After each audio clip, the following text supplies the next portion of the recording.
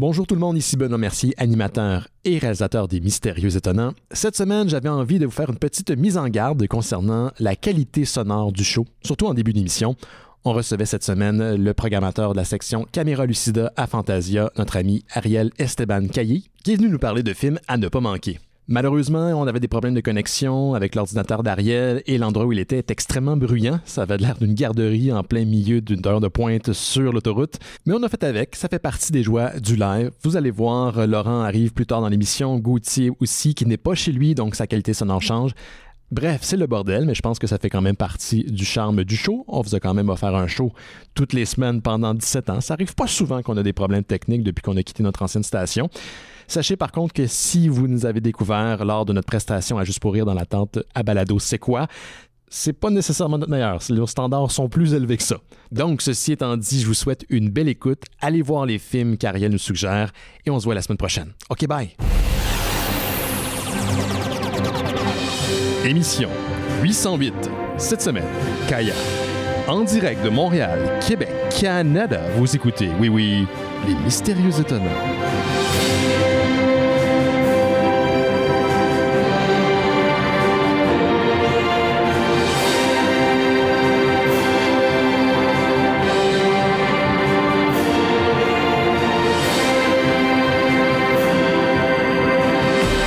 Bonjour à toutes et à tous, vous écoutez les Mystérieux. Hey, ça va bien aujourd'hui. Bonjour à toutes et à tous, vous écoutez les Mystérieux Étonnants, une émission en balado-diffusion consacrée au BD et à l'ensemble de la culture populaire.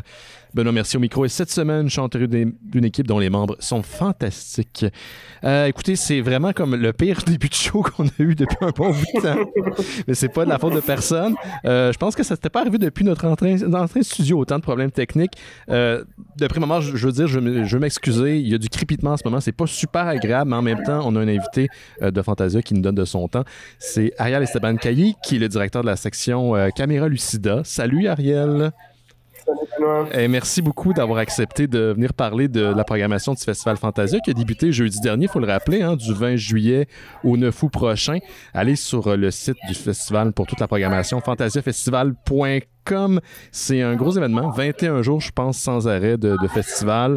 Et toi, tu es le programmateur de la section Caméra Lucida, comme on t'a déjà reçu à chaque année pour en parler un petit peu. Mais pour les gens qui te découvrent cette année, Ariel, peux-tu un peu résumer le mandat de Caméra Lucida? Absolument. Un des volets dont je m'occupe au festival, c'est ça, c'est cette section-là, Caméra Lucida, depuis maintenant, je pense que c'est peut-être ma septième année. C'est une section qui est consacrée au cinéma de genre, tel qu'on le connaît, mais dans ses déclinaisons peut-être un peu plus hors essai, peut-être un peu plus audacieuses, un peu plus personnelles, un peu plus fragiles en quelque sorte. Des films qui vont venir mélanger les genres ou avoir des approches au cinéma de genre qui sont peut-être un petit peu inattendues, un petit peu champ gauche. Un peu de tout ça. Faire le contre-poids. L'idée, c'est de faire un peu le contrepoids dans la programmation, puis de présenter ce que j'aime dire, c'est à la manière des festivals généralistes qui ont une section de minuit. Ben, nous, on a une section qui penche un peu plus vers le cinéma art au sein d'un festival de cinéma de genre. Peut-être pour donner une image à la maison, imaginez Fantasia comme un gros cinéma de champ gauche, mais il y a un champ gauche dans ce champ gauche-là. Dans le champ gauche. Ça, j'aime bien. Exact. Puis on a un champ gauche du champ gauche aussi dans la mesure où on a aussi la section underground, qui vient valoriser du cinéma DIY à petit budget. Tout ça est un peu né de ce désir-là de vraiment d'aller creuser dans toutes les facettes là, du cinéma de genre. Alors, les gens qui nous suivent depuis longtemps, les Mystérieux Étonnants, ils savent qu'on se connaît, donc je suis peut-être en train de te têter, mais dans les films dans lesquels j'ai fait le plus de découvertes, c'était dans Caméra Lucida dans les dernières années, et un des films qui m'a terrifié le plus l'année passée, que malheureusement j'ai pas vu à Fantasia, mais j'ai eu la chance de voir à Shudder, mais ça a été découvert entre autres par Fantasia, cette série qui est nomanique.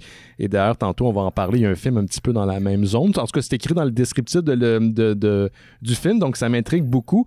Ça m'a foutu la chienne, ce film-là. C'est vraiment venu me chercher. Mais allons-y dans l'ordre des quelques films que tu as choisis parmi la grande programmation de Fantasia. Puis on s'entend, là, il n'y a pas juste ça dans la programmation du festival. Commençons avec Irlande Cahier Bleu. Là, j'ai lu le descriptif, j'étais allé voir la bande-annonce, puis même après d'avoir tout consommé ça, je me suis dit, what the fuck, qu'est-ce que c'est ça? Qu'est-ce que Ariel nous propose? Fait que je te repose la question, qu'est-ce que tu nous proposes avec Irlande Cahier Bleu, qui va jouer le vendredi 28 juillet, 18h30, cinéma du musée? Irlande Cahier Bleu, c'est le nouveau film d'Olivier Godin, un cinéaste local, un cinéaste québécois que le public connaîtra peut-être. Bon, c'est de films comme Il n'y a pas de faux métier, Mhm. En attendant avril, Nouvelle, par exemple. C'est un cinéma qui souvent a eu ses premières, par exemple, au FNC, mais aussi dans d'autres festivals internationaux. En attendant avril a eu sa première à la Semaine de la critique de Berlin il y a quelques années. Donc, c'est un cinéma local, très artisanal, très fait Mhm. à la main. On peut penser par exemple à du cinéma de conteur. Il y a un aspect là-dedans qui relève quasiment de la fable ou du conte dans son Ouais. approche à la narration, aussi à l'attention dans l'écriture. C'est un cinéaste que j'aime beaucoup, mais que je suis très content d'accueillir pour la première fois à Fantasia parce qu'avec ce film-là, il fait vraiment un film qui fonctionne sur un principe de rêve, en fait, là, avec toutes les excentricités qu'on lui connaît, c'est-à-dire, en fait, c'est l'histoire d'un jeune papa qui est aussi un joueur de basket, qui est aussi un pompier, qui est aussi un poète. OK, ouais. Puis en fait, son problème dans la vie, c'est qu'il doit composer avec le fait de se trouver une gardienne pour aller jouer ses matchs de basket, mais tu sais, il a une vie très occupée, il arrive à la maison le soir, puis inévitablement, il s'endort devant la télé, où il bascule dans un monde Mhm. de rêve, très similaire à sa vie à lui, mais dans lequel il est le meilleur joueur de basket au monde. Donc, puis dans cet univers-là, tu as des personnages comme Stéphane Crête, qui vient jouer un coach de basket, où là, il t'explique que tu dois aller jouer au basket sur des planètes lointaines, un peu à la Space Jam. Mais évidemment, tout ça est fait avec, je ne veux pas dire avec les moyens du sport, mais avec une grande inventivité en termes de comment représenter le fantastique, comment représenter tous ces éléments-là qui viennent créer un peu la magie du film. Puis disons, la marque là, de fabrique disons, d'Olivier, sa particularité de cinéaste. Je pense qu'en voyant la bande-annonce et en lisant le descriptif, j'avais l'impression de peut-être le Dream Logic, c'est un film qui fonctionne sur la logique du rêve. Tu sais, quand tu rêves, des fois, tu as l'impression que ça Ouais, fait du sens, mais quand tu y repenses, ça fait pas du sens pas en tout, mais dans le moment, tu es habité, puis c'est un peu cette impression-là que j'avais en regardant la bande-annonce. Est-ce que j'ai tort? absolument. Puis c'est un film tourné en 16 mm avec une approche là, vraiment une approche vraiment très esthétisante là, de la réalité où là, constamment t'es comme dans une. C'est ça, t'es dans un rêve, t'es dans un truc où tu sais pas où tu te trouves, puis la façon qu'il mène le récit, c'est très beau. Là, c'est vraiment prenant. Puis je pense que pour le public de Fantasia, ça va être une belle découverte. Là, c'est la première fois qu'on présente un de ses films. Mhm. Et pourtant, il en est à son. Je sais pas le compte exact, là, mais je pense que c'est son 5e long Écoute, c'est la métrage. première Donc, fois que j'entendais parler de lui. En fait, j'étais surpris en écoutant la bande-annonce que c'était Keb. Je pensais que ça allait être un film européen ou quelque chose comme ça, mais ça semble être 100% en Keb. Donc, je rappelle le titre québécois. Irlande, Cahier bleu, vendredi le 28 juillet, 18h30. Cinéma du musée, il faut le rappeler, parce que souvent les gens pensent que le théâtral et le JA de Sèvres, mais aussi des représentations à la Cinémathèque et au cinéma du musée. River, le vendredi 28 juillet également, 19h, théâtral cette fois-ci. Là, il parle d'une hôtesse d'une auberge japonaise qui se retrouve dans un time loop. Qu'est-ce que tu peux Ouais, nous ben en dire? pour ceux qui ça, c'est pas un film qui est dans Camera Lista, c'est un film qui est dans la compétition officielle, mais que Mhm. j'ai aussi sélectionné. Mais pour ceux qui se rappellent, il y a quelques années, dans notre édition pandémique du film Beyond the Infinite 2 Minutes, Oui.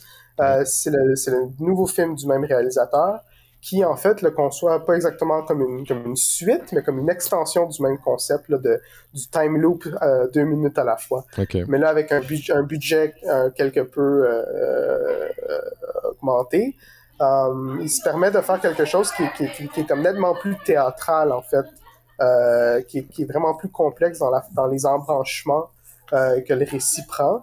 Puis aussi dans la façon de raconter, il y a quelque chose où il utilise tous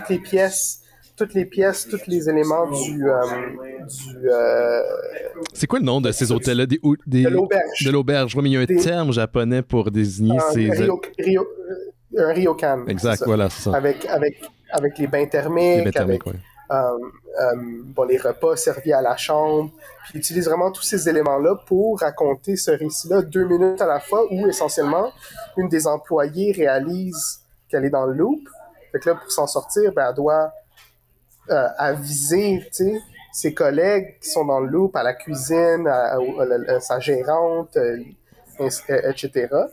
Puis, tu sais, en 2 minutes, tu fais pas tant de chemin que ça Non, c'est aussi. Fait ça. qu'il y a comme ça ce défi-là, tu sais, de créer une genre de chaîne, tu sais, pour pouvoir mettre toute l'auberge, en fait, au fait du loop, puis d'arriver au bout du mystère, en fait. C'est jouissif comme concept, c'est vraiment le fun, puis j'ai hâte de voir comment ça va être, ça va se déballer, disons, dans le hall. Là. C'est vraiment un chouette film, là, vraiment, vraiment le fun. Excellent. D'ailleurs, c'est ça que je te demandais. Dans ce cas-ci, tu disais que c'était en compétition officielle, ça faisait pas partie de Caméra Lucida, qui est ta section. Comment, pour les gens à la maison, moi je suis un peu au courant, mais vous échangez des films, vous permettez de programmer de temps en temps des films dans des programmes qui sont pas les vôtres, c'est ça? Vous collaborez là, dans ce processus-là? Oui, absolument. C'est un grand travail d'équipe, tu sais, puis il n'y a pas de... Pour certaines choses, il n'y a comme pas de délimitation, en fait. Tu sais. Moi, au final, dans l'année, il y a 10 films dans Caméra Lucida, 9 films, un programme de court-métrage cette année.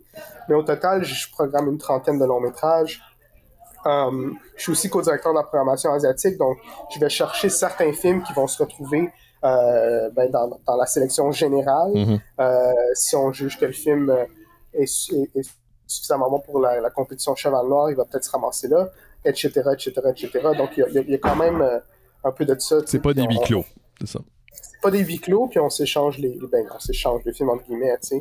Il y a aussi juste une logique de workflow qui fait en sorte que, c'est peut-être que moi, j'adore un film, mais c'est mon collègue qui va le booker, puis qui va s'en occuper. Puis à l'inverse, tu sais, il y a des films qui ne fitent pas pour Caméra Lucida, mais que j'aime beaucoup, puis que je trouve qui sont appropriés pour le festival, dont je vais m'occuper, qui vont finir dans le hall, puis qui n'auront peut-être pas, tu sais, l'espèce de signature que les gens reconnaissent de mon travail, ou du moins de Caméra Lucida, mais que c'est quand même moi qui les ai amenés au festival. Fait que c'est moins déliné qu'on le pense au final. Oui, excellent. Hey, je vais faire entrer notre ami Laurent Boutin qui vient de se joindre à nous. Je pense que vous connaissez les deux, non? Ben oui, allô Ariel. Ça va bien? Ça va bien, toi? Ouais, ça va. Apparemment, je sonne très cool aujourd'hui, mais on fait ça pareil. On va le faire pareil. Ouais. Ben écoute, les aléas de la vie post-pandémique. Oh, vous êtes dans le poste, vous autres? Moi, je suis encore dedans. En tout cas, passons à autre chose, parlons pas de ça. On est dans le déni. Et voilà. Non, mais je veux dire post le début de, parce que ça finira jamais. Non, c'est ça, exact. Ouais, c'est ça. Mais je pense que on est dans le pré. On est dans le pré dans les films. La pré-prochaine, c'est ça l'affaire. C'est ça. Je pense que l'année passée, quand tu étais descendu de l'Asie, Ariel, tout était comme flabbergasté par le fait que les gens se promenaient comme ça, sans masque. Puis c'est pas une réalité que tu connais là-bas. Toi, t'es à Hong Kong ou t'es à Taïwan? Je me souviens plus. Je suis encore basé à Hong Kong. Tu sais, le vois-tu, Hong Kong a rattrapé le reste du monde à la fin des mesures et tout ça. Donc, tu sais, il y a quelque chose aussi où, on va pas embarquer là-dedans trop longtemps, mais tu sais, ça devient ça relève du conditionnement social à un moment donné aussi, tu sais, fait que là, je fais comme les Romains, puis je l'ai attrapé une couple de fois comme tout le monde, puis on verra ce qui se passe. Je sais pas quoi faire. Ah, mon Dieu, OK. Bon, passons justement, on parlait de film essai un peu, et on a parlé de Skinomaniac, puis dans la liste que tu m'as envoyée, il y a Home Invasion qui va passer 2 fois au festival, le samedi 29. Samedi, ça va être une grosse journée. 20h au Théâtral, et le mardi 1er août, salle Gia de Sèvres. Là, encore une fois... 2 fois au de Sèvres, en fait. Il y a 2 fois au de Sèvres. Oh, pardon, j'ai dû faire un petit copy-paste malencontreux. Mais là, c'est ça. Qu'est-ce que c'est? Parce que j'ai pas compris. J'ai l'impression qu'on observe comme à travers une caméra de sonnette de porte, là. Mais c'est pas juste ça. C'est un petit peu réducteur, j'ai l'impression, là. Oui, ben Home Invasion, c'est un film essai. C'est un documentaire, si on veut être réducteur, qui se penche sur... Ça a l'air niaiseux dit comme ça, mais qui se penche sur l'historique de l'invention de la sonnette. C'est-à-dire toute la technologie qui découle, que ce soit du People ou de la sonnette, mais aussi de toutes les anxiétés, en fait, qui ont mené à cette invention-là, du fait qu'avant, tu avais juste rien qu'une porte, puis qu'à un moment donné, il a été question de délimiter ce qui est à l'extérieur de chez toi, puis ce qui est à l'intérieur de chez toi, puis de faire sûr qu'il n'y a personne qui rentre. Donc, c'est un film qui, en partant de ce concept-là, de te montrer justement cet historique-là, on vient à créer une historique, en fait, de tout ce qui est la narration de la part de l'invasion, du Home Invasion, en passant par beaucoup de fan footage des rings, de portes électroniques, d'Amazon Ring, en incorporant également des clips de cinéma d'horreur, que ce soit de Black Christmas à pas The Others, mais The Strangers, puis tout ce qui est Funny Games, etc., Hitchcock, De Palma, tout ce qui est invasion de missiles, tout ce qui est peur de l'autre, paranoïa, etc., etc. Puis vient créer une sorte d'expérience cinématographique, c'est ça, entre le film essai et documentaire, mais toujours raconté dans un mode hyper anxiogène, en fait, qui fait penser à Skinamarink, où t'es vraiment dans ce malaise-là tout le long, même si le film t'apprend des choses sur, c'est ça, sur les développements technologiques, sur le capitalisme carcéral, jusqu'à aller très creux dans, par exemple, les révoltes de travailleurs qui ont mené à la fondation des Luddites, en fait, la part des machines, la part du progrès technologique. Puis le film fait vraiment un excellent travail de structurer tout ça, tu sais. C'est un film qu'on a débattu beaucoup par rapport à l'inclure à Fantasia. Est-ce que c'est un film d'horreur? Est-ce que c'est un film de...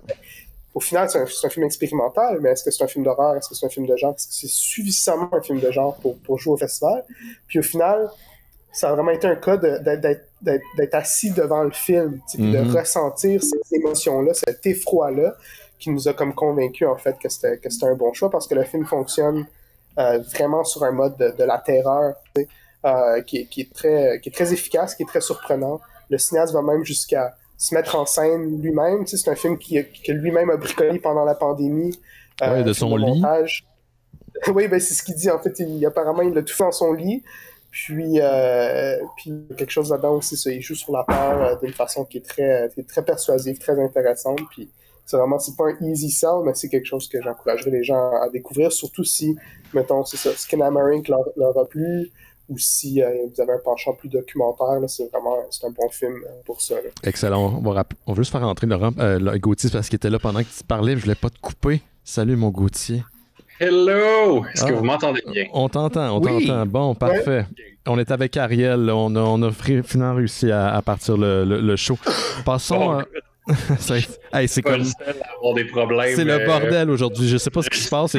C'est la pleine lune ou quelque chose. Là. C'est la première fois que ça arrive depuis un bout, mais écoute, on va vivre avec. Le Sagittaire est en Verseau. Je sais pas.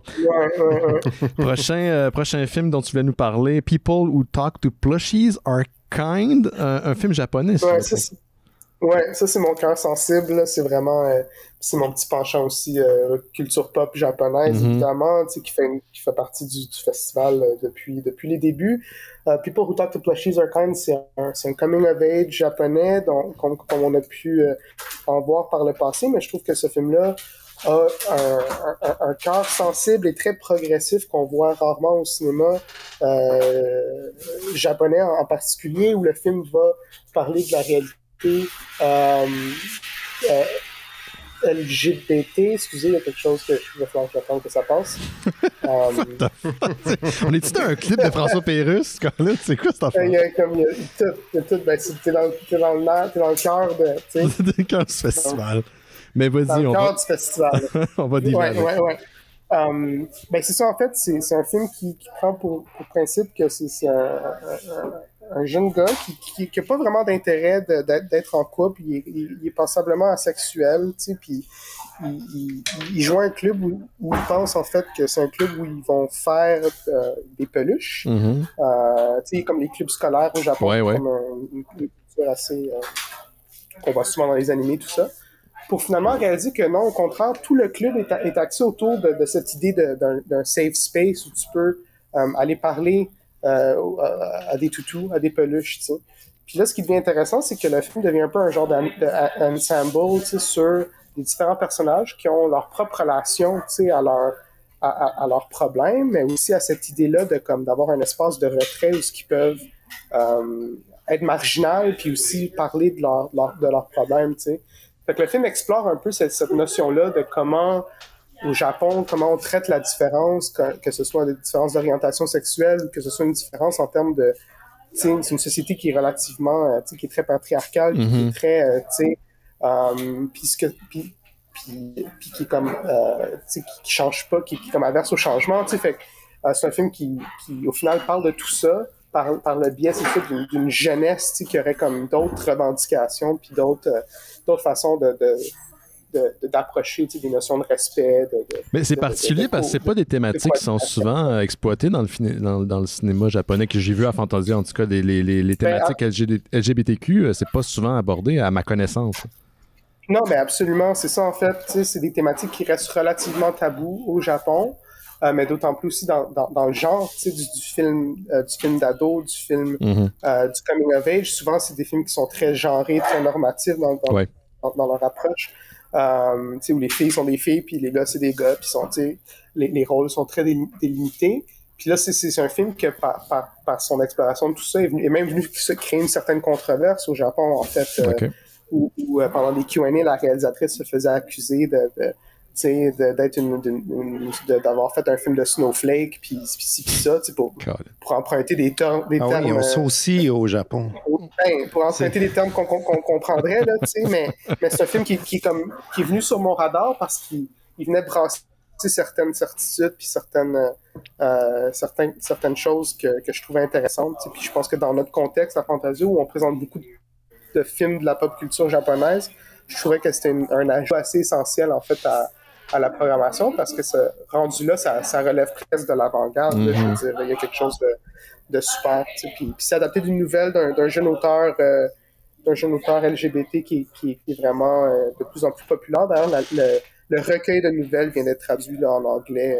Ça s'appelle People Who Talk to Stuffed Animals Are Kind dans sa traduction littéraire. Fait que, à surveiller. Là. Excellent. Le nom du film, par contre, c'est People Talk to Plushies Are Kind. Ça va jouer le lundi 31 juillet à 19h, salle Gia de Sèvres, et le mercredi 2 août, 17h, salle Gia de Sèvres également. On va finir avec Deep Sea, qui est un film d'animation qui va être diffusé, projeté le dimanche 6 août.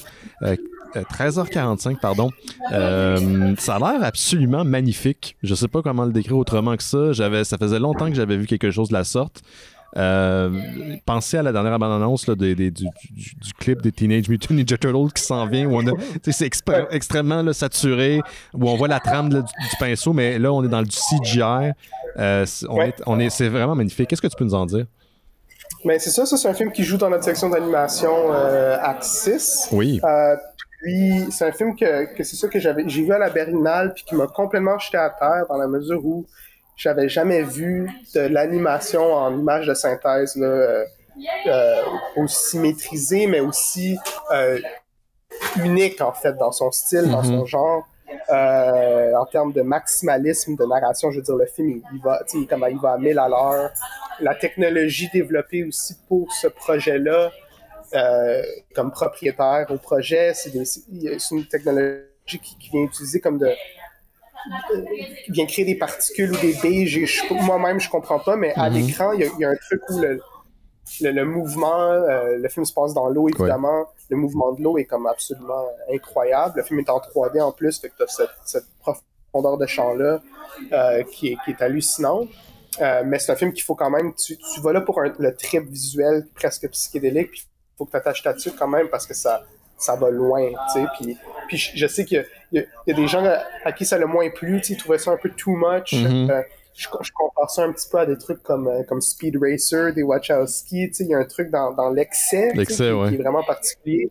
Mais comme tu dis, si tu as vu la bande-annonce, si tu as vu des images du film, tu sais, c'est magnifique. Ben, il y a une séquence où il y a une structure qui sort de l'eau, puis j'avais jamais vu de l'eau animée de la sorte. On s'est vraiment amélioré dans l'animation de l'eau dans les dernières années. Là, c'est rendu presque seamless entre du CGI et ce qui est la réalité. Mais là, j'avais pas vu ça. Il y avait de quoi dans je veux dire la texture, mais je pense que c'est même pas le bon terme. Dans l'animation de l'eau qui suivait les parois de cette structure-là qui sortait de l'eau. Je fais, OK, c'est pas la même technologie que j'ai déjà vue au cinéma. On est ailleurs. C'est quelque chose d'autre qui est employé là-dedans. Là. Le nom du film, c'est Deep Sea. Je l'avais mentionné, je pense, le dimanche 6 août, 13h45. Puis on voulait mentionner aussi, avant de te laisser, Ariel, que pour souligner c'est particulier, souligner les 60 ans des relations entre le Canada et la République de Corée, il va y avoir 6 films classiques du cinéma coréen qui vont être diffusés à la Cinémathèque québécoise, tirés des années 70, 90 et même 2000. Donc les 6 films vont être projetés à la Cinémathèque? Exact, au rythme en fait de 2 films par fin de semaine, tous les jours à 13h. Donc là, il en reste 4 à la série. On vient de présenter Take Care of My Cat, puis President's Last Bang.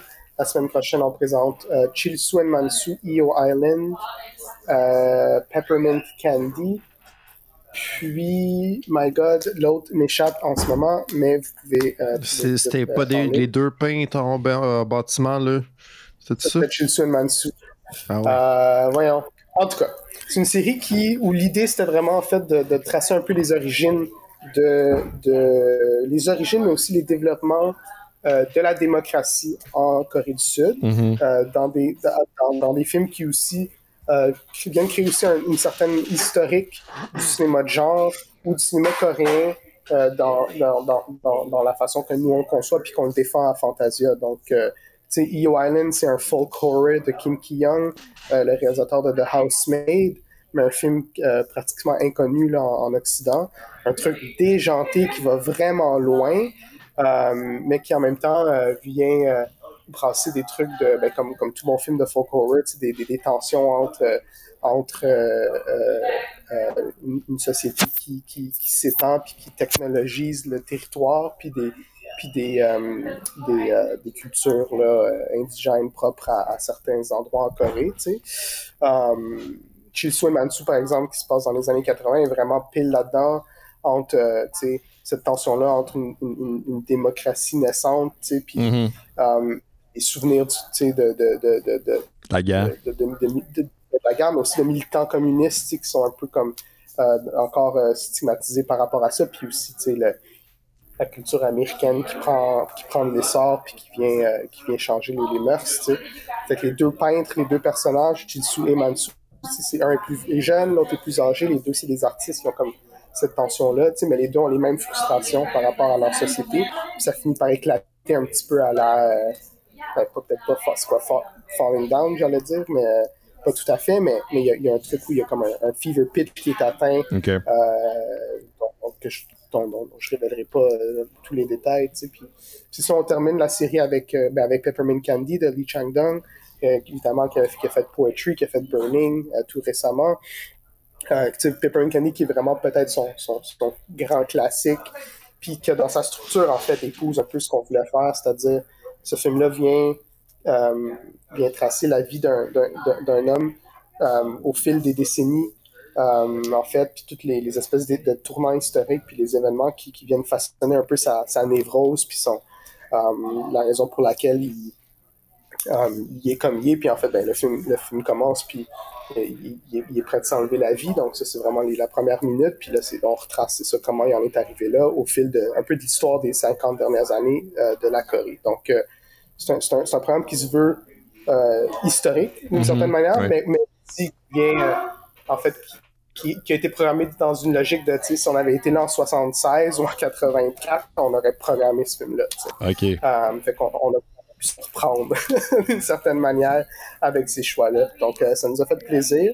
Puis c'est un très beau programme qui, jusqu'à présent, marche très bien à la Cinémathèque. Les gens semblent très contents de découvrir ces films-là. Génial. Donc, je vais passer en review les titres dont on a parlé aujourd'hui. Irlande, Cahier bleu, River, Home Invasion, qui a l'air incroyable, People Talk to Plowshare Arkines, Deep Sea et la rétrospective coréenne qui est à la Cinémathèque québécoise. L'entièreté de la programmation se retrouve sur fantasiafestival.com.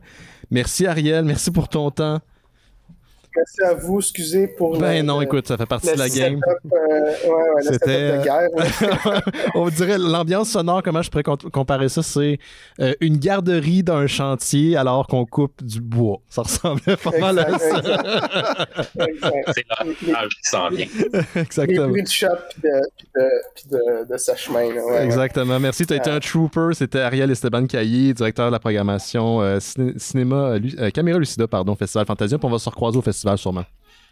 Absolument. Toujours un plaisir. À la prochaine. Bye bye. Bye bye, Ariel. Bye bye. Voilà. Salut. Bien, voilà, messieurs, comment ça va? Hey! Salut les gars! Oui, ça a été un combat cette semaine pour essayer de partir le show. Je sais pas ce qui s'est passé. Grosse journée. Oui, je vois que Gauthier, t'es pas dans ton environnement habituel. Non, je suis chez ma copine parce que je peux-tu vous faire une tranche de vie? Ben oui, absolument. Mais ça? On veut ça vous savoir. tente-tu de vous faire parler du système de santé de manière passive-agressive? Si tu veux. Après, moi, j'ai une autre anecdote que j'ai entendue aujourd'hui qui m'a fait scier mes bras par rapport à la bureaucratie québécoise. Mais vas-y, mon cher. Wow!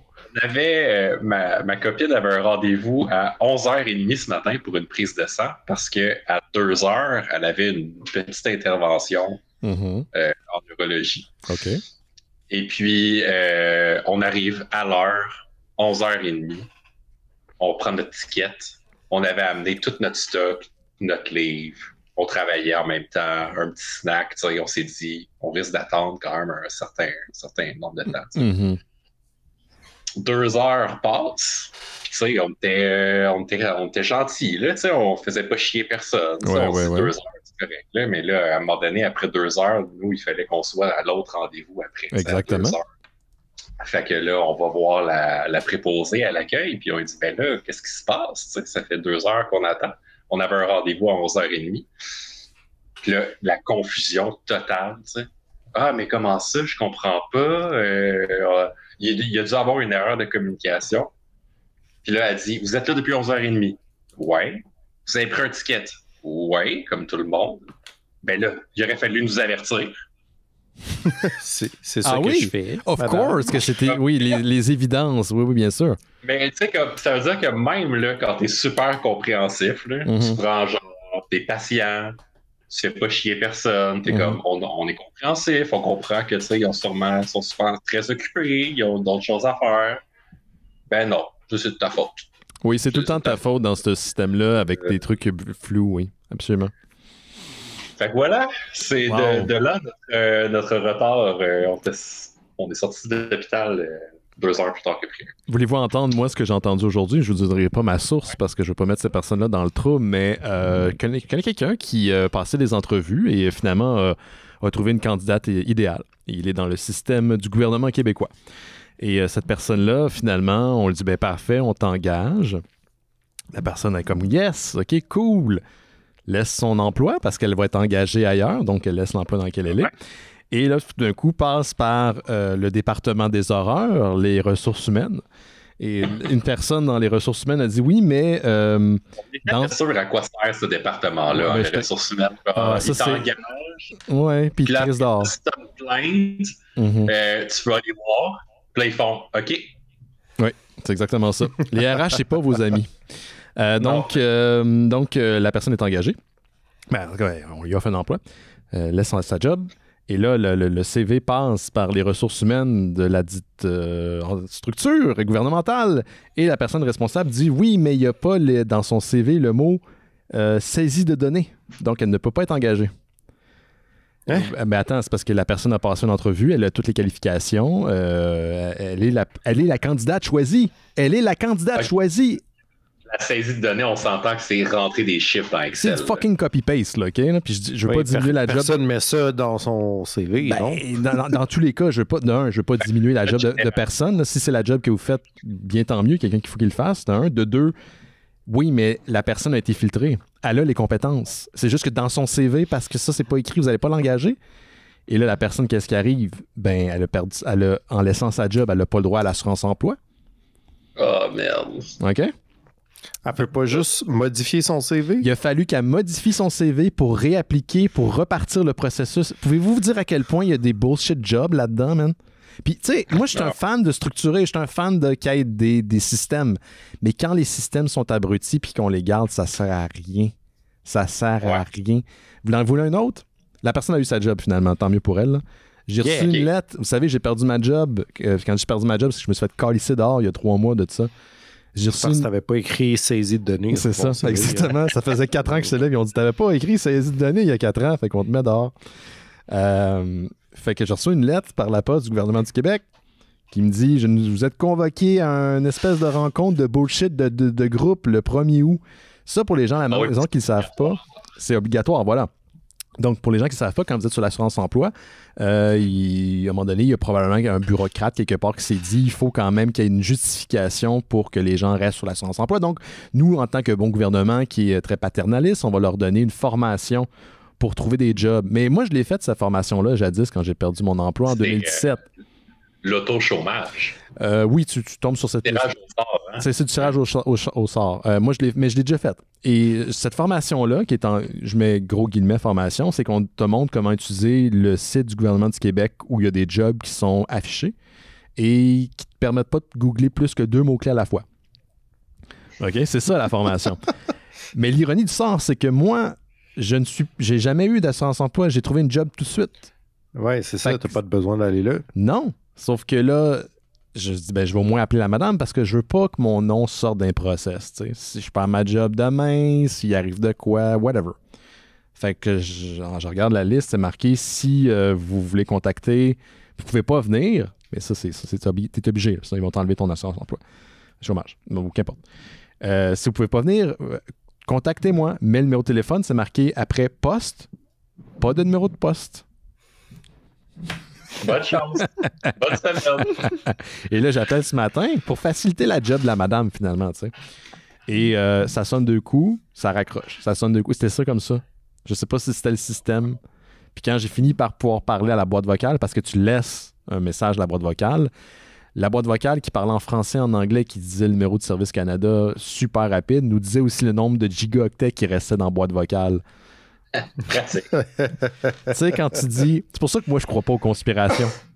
Pas que ça ne peut pas exister. Mais oubliez ça. Oubliez ça. Mais c'est pas toi qui m'avais raconté que la formation du provincial, justement, là, de l'auto-chômage, là, c'était genre... il s'était fait parler pendant 1 heure de c'est vraiment important de protéger vos données, genre. Non, pas du tout. Je pense pas que c'est... Moi, je l'ai eu en 2017, puis il fallait que j'aille dans un Carrefour Jeunesse Emploi. Puis on comprend que ces organismes-là reçoivent une subvention en échange de votre présence. Puis ils vérifient votre présence. Non, en fait, la personne a parlé pendant 45 minutes, 1 heure de comment utiliser le service de recherche d'emploi du Québec. Ouais. OK. Voilà. Il y a quelqu'un d'autre qui m'a raconté une histoire où justement la formation du provincial, c'était n'importe quoi. Genre, elle s'était fait dire pendant 1 heure à quel point c'était important de changer tes mots de passe là, sur Internet. Mais ça n'a comme pas rapport avec la recherche d'emploi. Tu sais, je veux dire... non, zéro. Ça n'a pas rapport. Puis de toute façon, on s'entend-tu que les sites de recherche importants, c'est LinkedIn, c'est Indeed, c'est Jobilico, c'est toutes ces affaires-là. C'est JobBoom. C'est pas sur le site du gouvernement du Québec que vous allez trouver de quoi. Là. En tout cas, c'était mon rant par rapport à ce processus-là, mais la madame est 3 mois en retard. Fait qu'en espérant qu'elle a remis sur mon message, parce que je me pointerai pas là. C'est pas vrai que... en tout cas... Ah, boy. J'ai l'impression, on est comme 3 boomers en ce moment depuis tantôt. Là. On est ta mère. Là. C'est drôle parce que tu vois, ce jeudi, c'est notre prochain live durant le cadre du festival Juste pour rire. Puis Gauthier sera là, Laurent et notre ami Jake Dion. On va recevoir l'auteur Samuel Quentin. Puis j'imagine toujours qu'il y a peut-être du monde qui vont nous découvrir grâce à ce show-là, puis ils vont tomber sur celui d'aujourd'hui. Puis c'est comme à chaque fois qu'on a un truc public ou d'un média, le show qui précède l'apparition publique, il arrive tout le temps une marde. Fait qu'on a tout le temps l'air d'une gang de gosseux, ça me gosse. C'est ça. Ouais. On pourrait faire un autre show entre là puis jeudi. Oh, non, t'es jinxé le truc. J'ai pas le temps. Là. J'ai eu de la misère à enregistrer des bifurcations pour les membres Patreon, fait que j'ai pas le temps de faire autre chose. J'ai une journée de libre, c'est demain soir, puis j'ai quelque chose. Puis j'ai déjà quelque chose, fait que ça marche pas. Fait que t'es pas libre. Non, c'est pas libre. C'est pas libre finalement. C'est ça qui arrive. Bon, écoute, fait que ça sort. Voulez-vous entendre un message vocal pour qu'on se mette dans le mood? Ah oui. Ça va être le fun. Oui. Hey, salut les LME, c'est Martin. Ça fait longtemps que je n'avais pas speak-pipé. C'est Martin. Petite question pour vous. Durant l'année, mes lectures se font de ma pile à lire ou de mes abonnements aux comics courants. Mais pour la saison estivale, je me choisis toujours quelque chose de particulier qui me fait plus décrocher du reste, raison de faire une coupure vacances. Cet été, je me suis lancé dans l'intégralité de Terry Moore. De Strangers in Paradise à Parker Girl, en passant par Echo et Rachel Rising. Ah, c'est bon, ça. Ma question, avez-vous des lectures d'été? Je serais même curieux de lire en commentaire les réponses des autres auditeurs. Hey, à bientôt, la gang! Merci, Martin. Je vais renvoyer la balle à Gauthier qui revient tout juste de d'Hawaï. Fait que j'imagine qu'il a amené de la lecture là-bas. En tout cas, j'imagine. Oui. Ça fait pas partie de mes nouvelles, mais j'ai pensé même vous faire mes recommandations de lecture d'été. Cet été, j'ai opté pour un classique puis une nouveauté en science-fiction. J'avais jamais lu Ubik de Philip K. Dick. Qu'on m'avait recommandé à de nombreuses reprises, mais j'avais jamais eu l'opportunité de le lire, ni pris le temps de le lire. Tu sais, souvent, avec les classiques, on le met tout le temps en bas de notre pile à lire. Puis là, je me suis dit, non, je vais lire Ubik. Puis, sincèrement, pour ceux qui aiment l'écriture de Dick, pour ceux qui ont trippé sur Substance Mort, sur plus le matériel de la fin de la vie de Philip K. Dick, où la paranoïa embarque un petit peu. Les drogues et la paranoïa embarquent ben raide. Exactement. Quoi, c'est pas l'ensemble de l'œuvre qui est de même? Oui, l'ensemble, mais vers la fin, il était disons, lui, version plus. Là. Moins lucide. Il pensait vraiment que le gouvernement américain l'espionnait chez lui, d'ailleurs. Oui. Mais ses premières œuvres, c'est assez classique, là, mais il y a toujours l'espèce de nébuleuse de personnages qu'on connaît, là, de gens qui peuvent lire dans les esprits, de précogs, des choses comme ça. Mais là, Ubik, ce qui est vraiment le fun, c'est que ça commence comme un récit vraiment classique de science-fiction. Il y a des gens qui sont envoyés sur une station spatiale pour enquêter sur la disparition de personnages psychiques qui ont des pouvoirs psychiques. Puis au tiers du roman, t'es comme « wow, où ça s'en va? » On retourne dans le passé. Là, tu te demandes si c'est du monde qui hallucine, est-ce que ce qu'on nous raconte, c'est vrai, c'est pas vrai, est-ce que les gens se font manipuler? Donc, on embarque vraiment dans des espèces de tropes classiques de Philip K. Dick. Puis, t'as vraiment l'impression que l'auteur prend la décision à partir de Ubik de faire comme « fuck that, fuck la structure classique de mes récits, genre j'abandonne tout ça, puis j'essaye quelque chose de nouveau, puis j'éclate tout ça. » Puis c'est vraiment le fun d'assister à ce genre de moment-là, dans la vie d'un auteur. Moi, le récit, j'ai trouvé ça, c'est bon.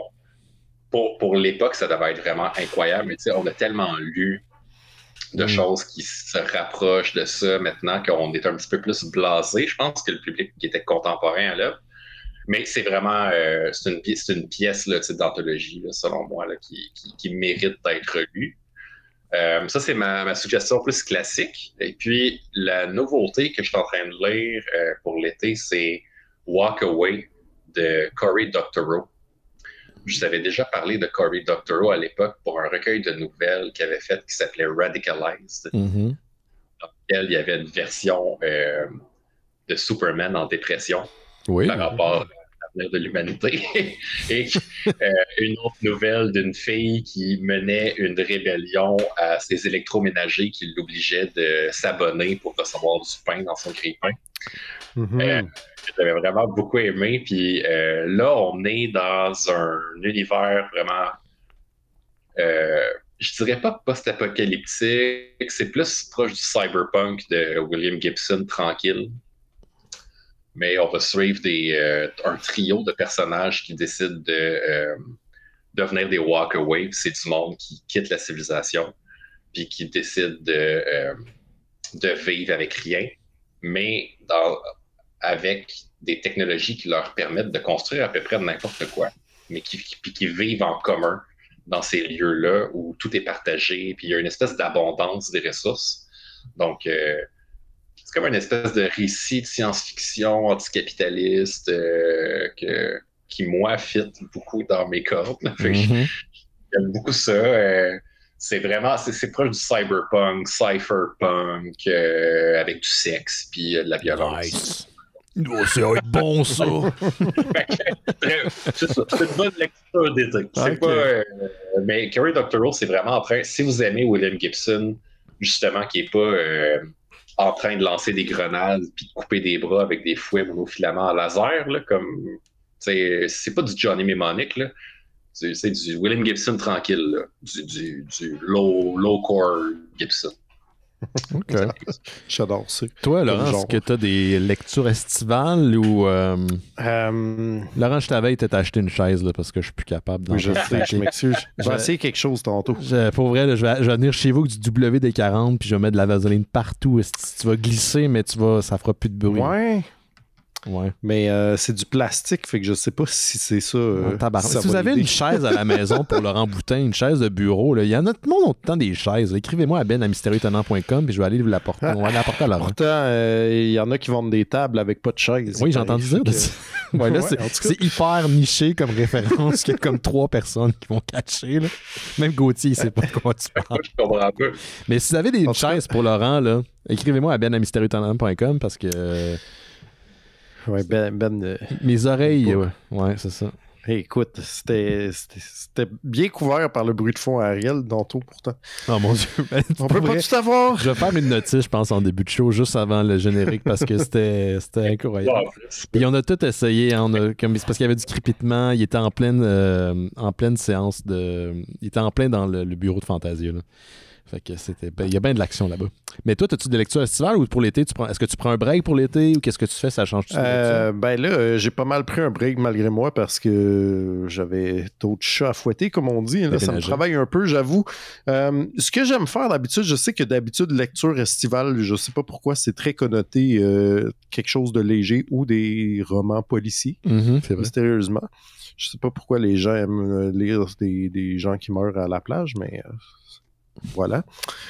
Moi, je suis plutôt du genre tout dépendant du contexte et j'aime bien. Je suis quand même un gars casanier, là, fait que ça me fait plaisir de prendre des vacances à la maison et de faire baisser ma pile à lire, mais je suis un peu comme Martin en vacances, justement. C'est comme j'aime ça avoir un projet. Puis généralement, c'est un projet de relecture. Ah oui, mettons, oui puis non, mais c'est, tu sais, mettons, il était paru la fin de 100 Bullets. Là, t'es comme, est-ce que je suis rendu mêlé? Tu sais, tu lis un trade par année, là, puis là, moment, t'es comme rendu au volume 13, t'es comme, c'est qui ce monde-là? Qu'est-ce qui se passe? C'est ben trop compliqué, genre, pour ça. Fait que là, c'est comme un projet de genre, OK, je rebinge tout du début, genre, que ça soit cohérent et frais dans ma mémoire, tu sais. Je trouve que des bonnes vacances, c'est comme, ça donne l'opportunité de faire ça. Ouais, c'est un bel exercice. Quand même un projet de longue haleine, tu sais, comme là, celui qui me travaille, là, c'est Powers.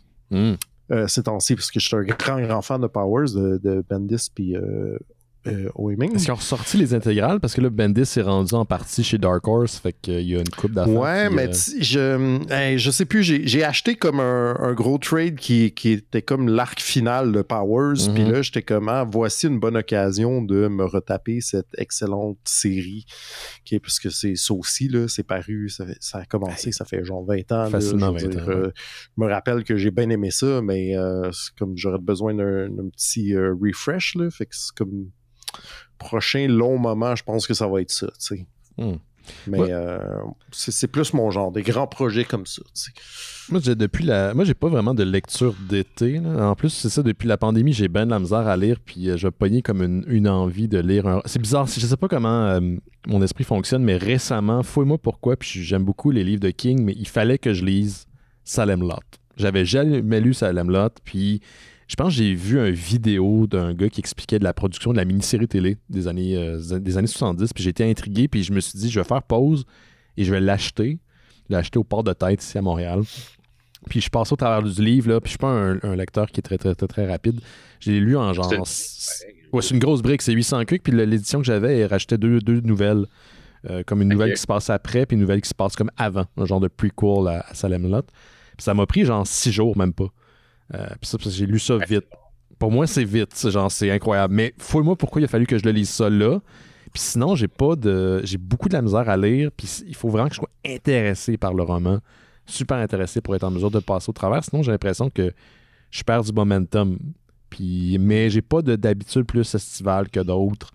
Non, ça modifie pas vraiment mon type de lecture. Finalement, moi, je lis des lectures d'été à l'année longue. C'est ça.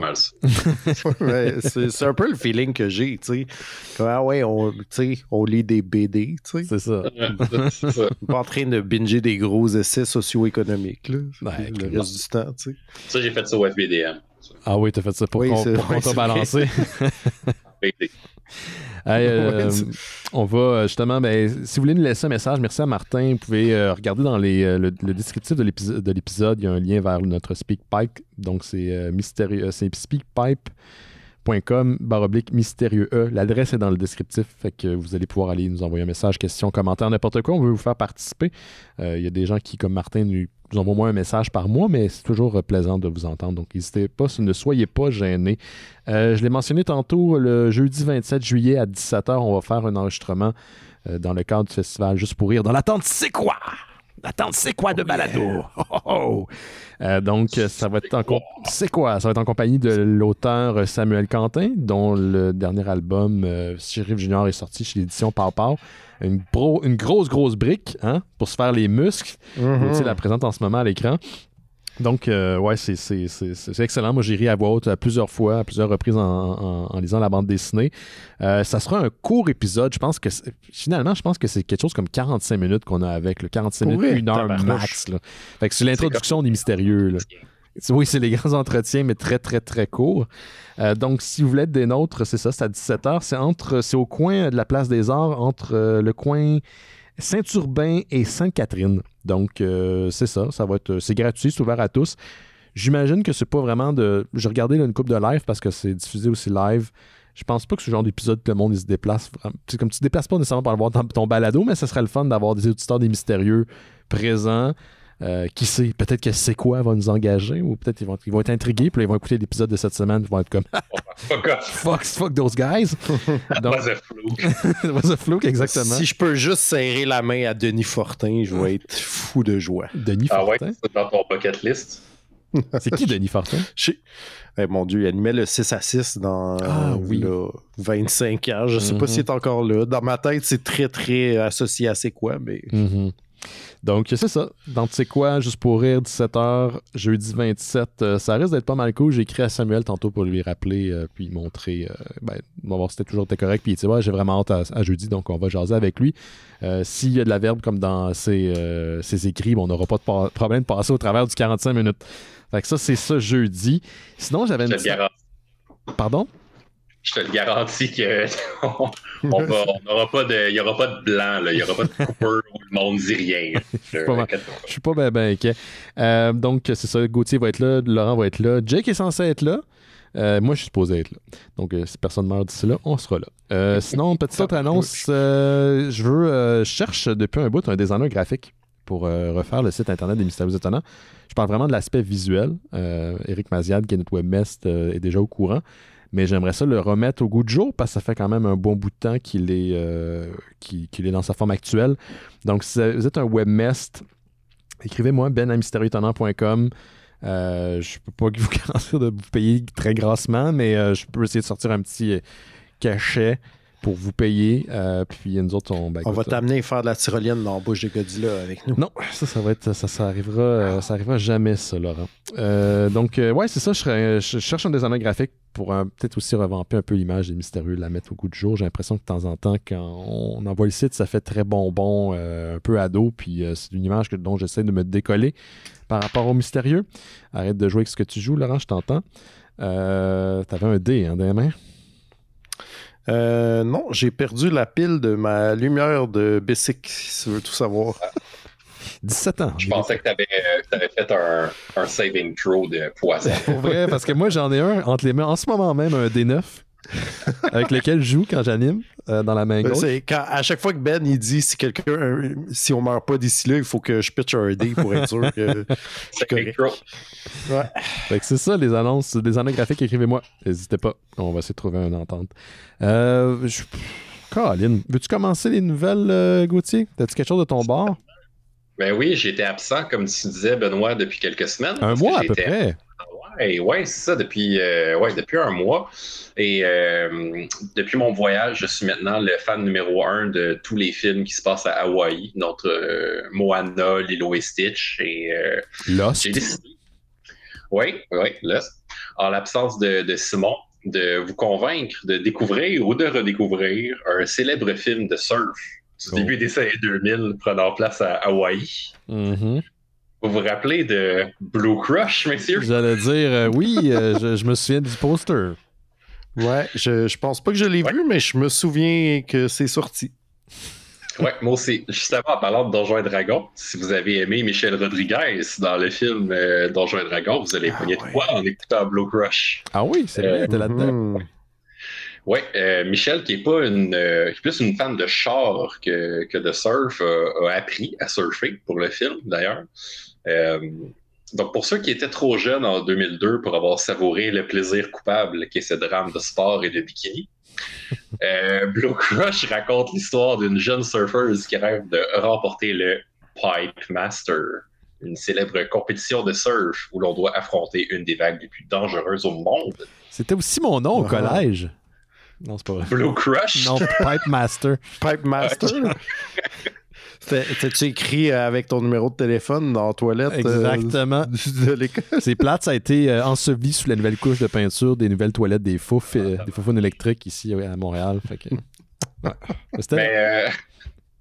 J'ai pas vraiment besoin de vous décrire en détail c'est quoi le synopsis de Blue Crush. La route qui mène au Pipe Master est semi-d'embûche, évidemment. Donc, Anne-Marie, l'héroïne du film, doit jongler avec l'éducation de sa jeune sœur en l'absence de ses parents qui sont partis faire la fiesta à Las Vegas. Son travail de femme de chambre, l'entraînement et sa vie amoureuse qui se compliquent lorsqu'un sexy quarterback professionnel en vacances commence à lui faire la cour. Shit. Hein? Même si je viens de vous décrire pas mal l'essence du film, qui peut être considéré comme une espèce de mixture entre Mighty Ducks puis Baywatch. Hein?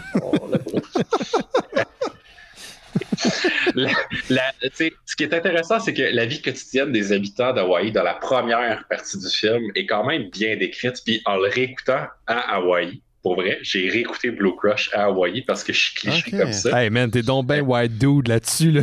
T'es vraiment le full-on. J'ai écouté Blue Crush puis Moana. J'étais vraiment un touriste. Là. J'étais vraiment un sale touriste en vacances. Tu portais-tu des bas dans tes sandales? Pour vrai, je me suis acheté un maillot de bain avec des fleurs dessus. Wow. Ouais. Wow. Full-on touriste. Là. My God. Vous n'aurez pas de photos. What? Je vais écrire à ta blonde, elle va nous envoyer ça. Damn. Mais bon, c'est ça. Moi, ce qui m'a vraiment intéressé, c'est ça, c'est la première partie du film.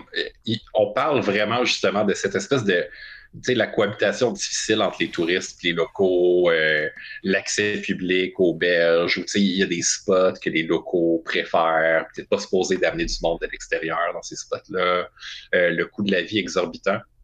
C'est assez intense, d'ailleurs. À l'épicerie, je vous dirais que tout est pas mal 3 fois le prix sur le continent. C'est excessivement cher. C'est une des raisons. C'est dû, entre autres, au tourisme, justement, là, mais tout est super cher. Ben, puis tout est importé, tu sais. Tout doit aller par avion ou par bateau. Fait que c'est quand même assez... on comprend pourquoi c'est cher. Là. Ouais. Mais pour vrai, si jamais... Tu sais, si vous voulez comme... un divertissement qui vous en apprend un petit peu plus, en partie sur le quotidien à Hawaï. Ça a quand même bien vieilli. Fun fact, le film est basé sur un article qui est paru dans le magazine Outside en 98, qui s'appelle Live Swell, qui est un article qui suit pour de vrai les péripéties de Surfer Girls de Maui. Là. Fait que c'est quand même, tu sais, il y a eu de la recherche quand même. Est-ce que la finale, c'est comme Jonah Hill qui se pointe pour dire à la fille de ne pas faire du surf? Mais non, la finale, c'est pire. C'est que elle gagne pas. Oh! OK, là, je vous le spoil. Là, il y a 20 ans, le film. Il y a 21 ans, le film. C'est ça. Elle gagne pas, OK, mais t'es content parce qu'elle a réussi à avoir une commandite de Rip Curl. C'est un peu un genre de réinterprétation de la finale de Rocky 1. Tu sais, il a pas gagné, mais il a gagné. Ouais, c'est ça. Puis t'es comme, really, genre, c'est ça, comme, ça finit bien parce que tu réussis à avoir un commanditaire, mais tu sais, I guess que c'est le fun. Ben, je pense que quand t'es un sportif professionnel, c'est une bonne façon de manger. Oui. Oui, puis tu sais, il y a comme un espèce de discours sur la prostitution aussi. Ah!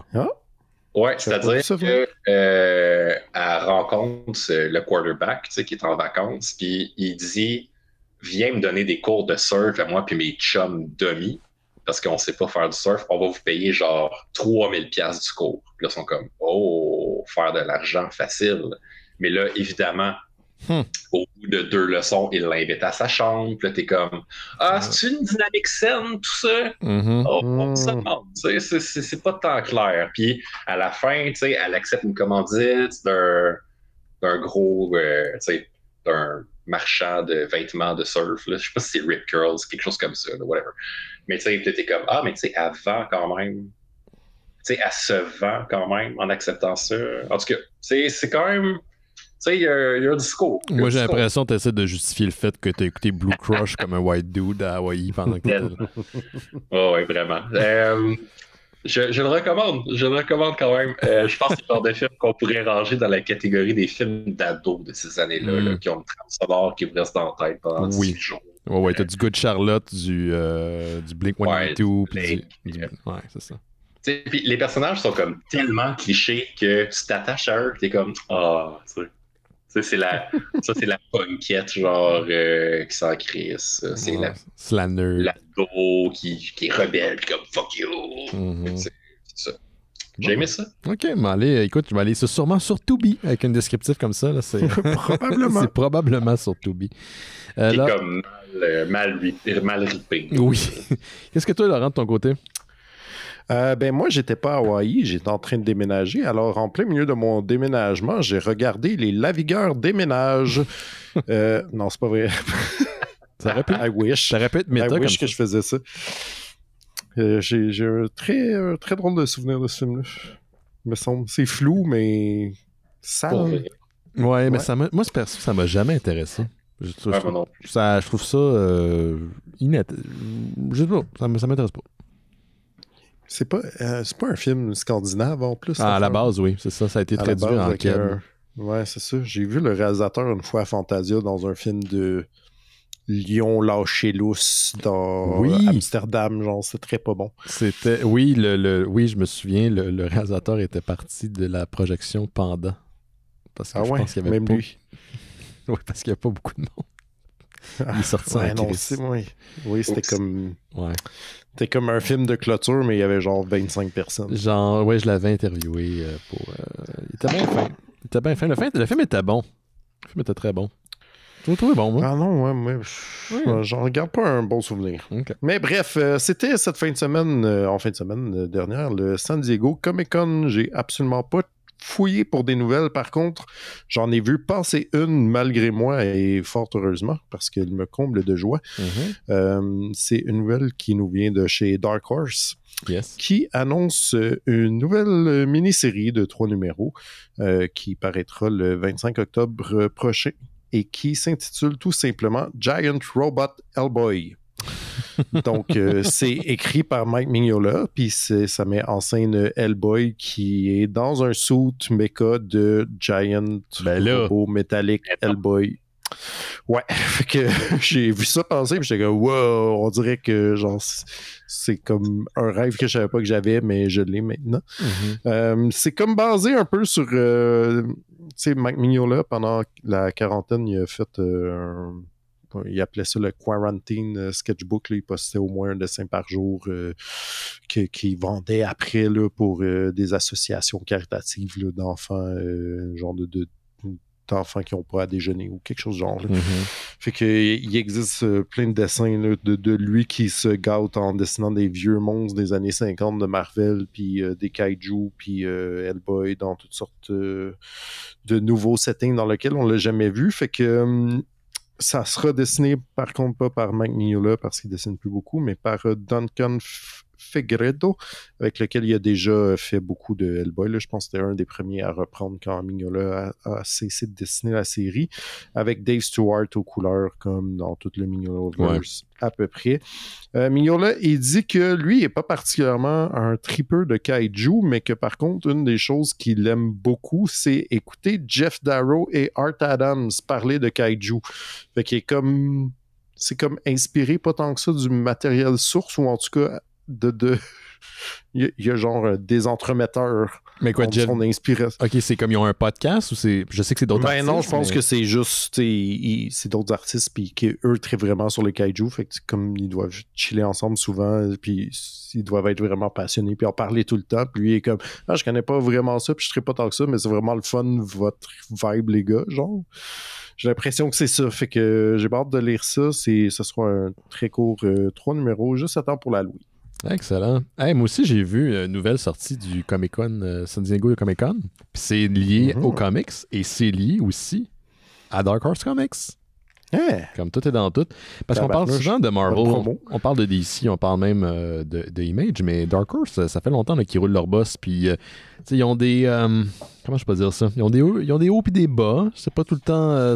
la direction éditoriale en a mangé un coup quand ils ont perdu pas mal toutes les franchises basées sur des films qu'ils éditaient. Ouais, Star Wars puis Aliens, ça a dû faire ses fort. Ça a dû faire mal. Je suis content qu'il ait survécu quand même. Là. C'est quand même une couple d'années de tout ça. On savait pas si...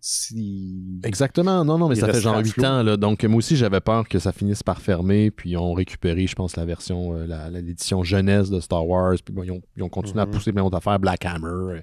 Ils ont plein de trucs qui s'en viennent. Puis, un des trucs qui s'en vient qui a été annoncé, je pense, en marge du San Diego Comic-Con, c'est la venue de J. Michael Straczynski, un auteur qu'on connaît bien, qui a fait beaucoup de choses pour la télévision et pour le comic book, qui va faire le saut chez Dark Horse et qui va se lancer dans l'édition de différents produits creator-owned. Donc, on parle de mini-séries, de romans graphiques et de séries en continu. Donc, la série qui sort à tous les mois. Sinon, on a quelques détails. On sait qu'un des premiers projets qui va être lancé, c'est un thriller géopolitique international, mais on n'en sait pas plus. Mais il va autant pousser des trucs comme du fantasy puis du dark fantasy. Donc, il semble avoir un plan. Je ne sais pas s'il va écrire toutes les séries qu'il va pousser du côté de Dark Horse ou il va un peu être la personne qui va gérer les différentes publications sous son étiquette. Mais ça semble assez prometteur. D'ailleurs, il y a Mike Richardson, qui est le chef chez Dark Horse Comics, qui a dit qu'il a donné ni plus ni moins que carte blanche à J. Michael Straczynski de faire ce qu'il veut. C'est un gars qui est extrêmement prolifique, qui a écrit, entre autres, du Superman, une longue run de 6 ans de Amazing Spider-Man au début des années 2000. C'est lui qui a co-créé Babylon 5. Il a fait aussi co-créer Sense8 avec les Wachowski. Il a écrit du Thor en comic book. Il a fait The Real Ghostbusters, des animés à l'époque, donc dans les années 80. Donc, je suis bien content de le voir faire le saut du côté de Dark Horse. Et en plus, prochainement, il va avoir la suite de sa série Babylon 5 qui va avoir droit à un film d'animation. Donc, le gars est en grand élan créatif. Donc, c'est ça pour J. Michael Straczynski. Puis, j'ose espérer qu'on va parler de ces séries éventuellement à l'émission, une future série. Monsieur Gauthier, est-ce que tu avais autre chose?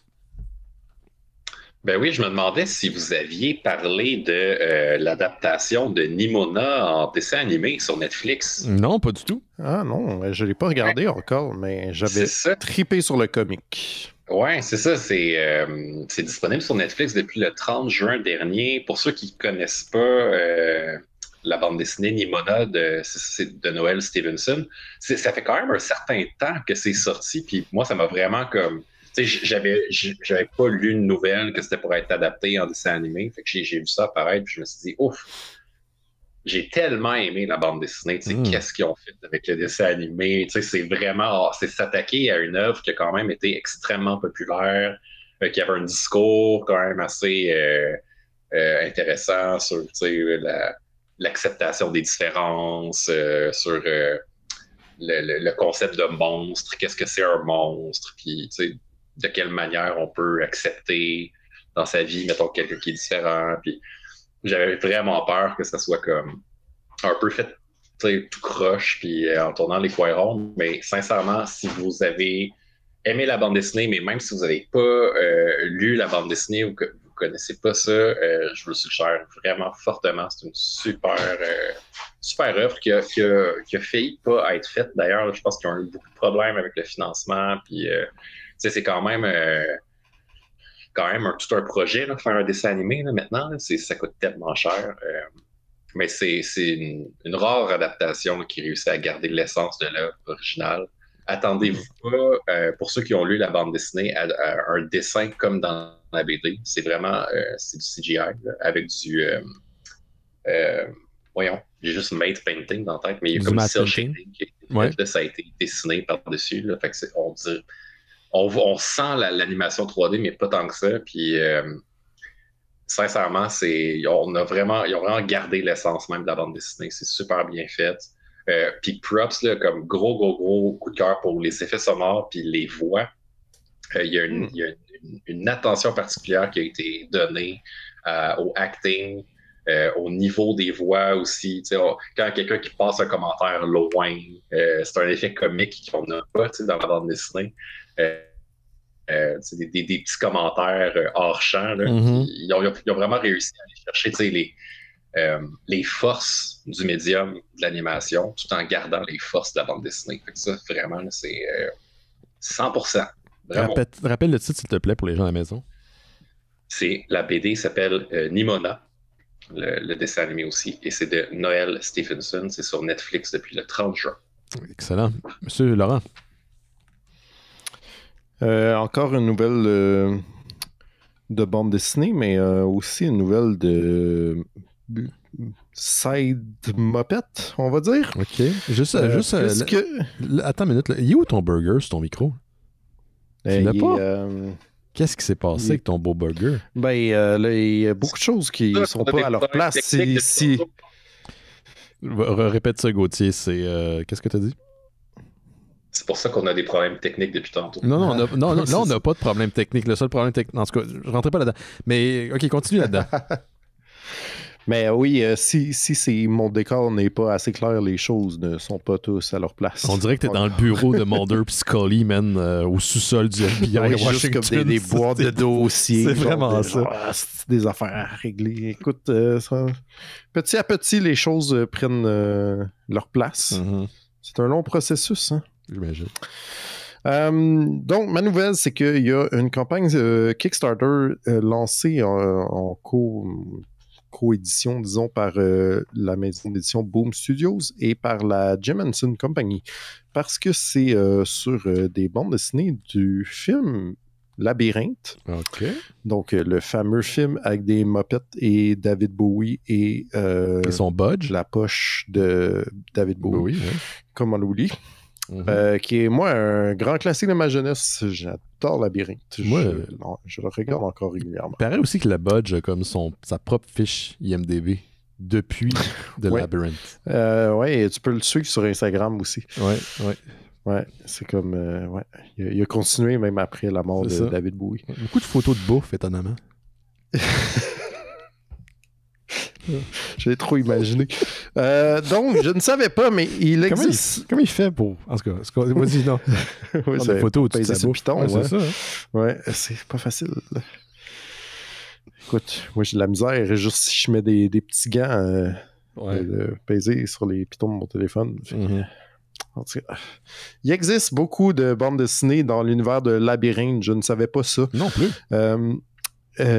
Puis là, ils font une grosse campagne Kickstarter parce qu'ils sortent une nouvelle bande dessinée la bande dessinée est basée sur la novélisation du film, écrit par un gars qui s'appelle A.C.H. Smith. Donc, une novélisation qui était sortie en même temps que le film et donc basée sur le script et donc qui n'est pas exactement comme le film, puisque le film n'était pas terminé de tourner. Donc, il y a beaucoup de scènes qui sont au final passées au coup près puis qu'on n'a pas vu dans le film. C'est souvent le cas pour les novelisations. C'est souvent basé sur des scénarios qui finalement sont pas utilisés lors de la production. Fait qu'on a des scènes supplémentaires, des fois des informations qu'on n'avait pas dans le film d'origine. Mm-hmm. Voilà, fait que là, ça sera une bande dessinée qui sera adaptée de cette novélisation-là. Puis ça vient, là, le Kickstarter propose évidemment des versions de luxe dans des slipcases, mais aussi des intégrales de toutes sortes d'affaires qui est déjà sorti de ces bandes dessinées-là de Labyrinthe. Donc, un truc qui s'appelle Coronation, qui est sur, comme si j'ai bien compris, l'origine du Goblin King, donc de David Bowie. Un truc qui s'appelle Beyond the Goblin City, comme plusieurs mini-séries et des artbooks et des tribute artists, artbooks, blablabla, tout ça. Là, il y a toutes les affaires que vous voulez dans des différents packs si vous voulez donner au Kickstarter, mais je suppose que au moins une partie de tout ça, peut-être pas les versions les plus luxueuses signées avec des bookplates qui représentent Jarrett le Goblin King et Sarah, la protagoniste du film, mais que les BD seront disponibles dans des comic shops lors de la complétion de tout cela. Il reste encore un bon 2 semaines au Kickstarter, là, puis c'est déjà bien avancé. Fait que je pense que ce sera réalisé. Il y a un Kickstarter moi, qui me tente depuis un bout, mais il arrive à sa conclusion, là, puis c'est juste que j'essaie de l'ignorer d'ici le temps que ça se complète, ça se termine. C'est The Six Gun qui ont sorti une campagne pour leur intégrale, puis elles sont vraiment belles. Et les intégrales existent de cette Six Gun, mais c'est pas exactement la même chose. Il y a du matériel supplémentaire, des histoires comme spin-off qui ont rajouté dedans. Mais c'est comme, ça revient en prix canadien, ça revient quand même pas mal cher. Ouais, le taux de change est rough pour nous autres. Ouais, c'est ça. Fait que je me suis gardé une petite gêne, puis je me suis acheté un Lego à la place 2 semaines avant. Bien joué. Oui, c'est ça. J'ai bien investi dans mon futur. J'ai acheté, j'en ai parlé la semaine passée, je crois, j'ai acheté la maison des Sanderson Sisters de Hocus Pocus. Oh, ouais. Nice. Ouais, que j'ai complété en 3 jours parce que j'ai manqué Internet pendant 3 jours la semaine dernière. Donc, qu'est-ce que tu veux faire?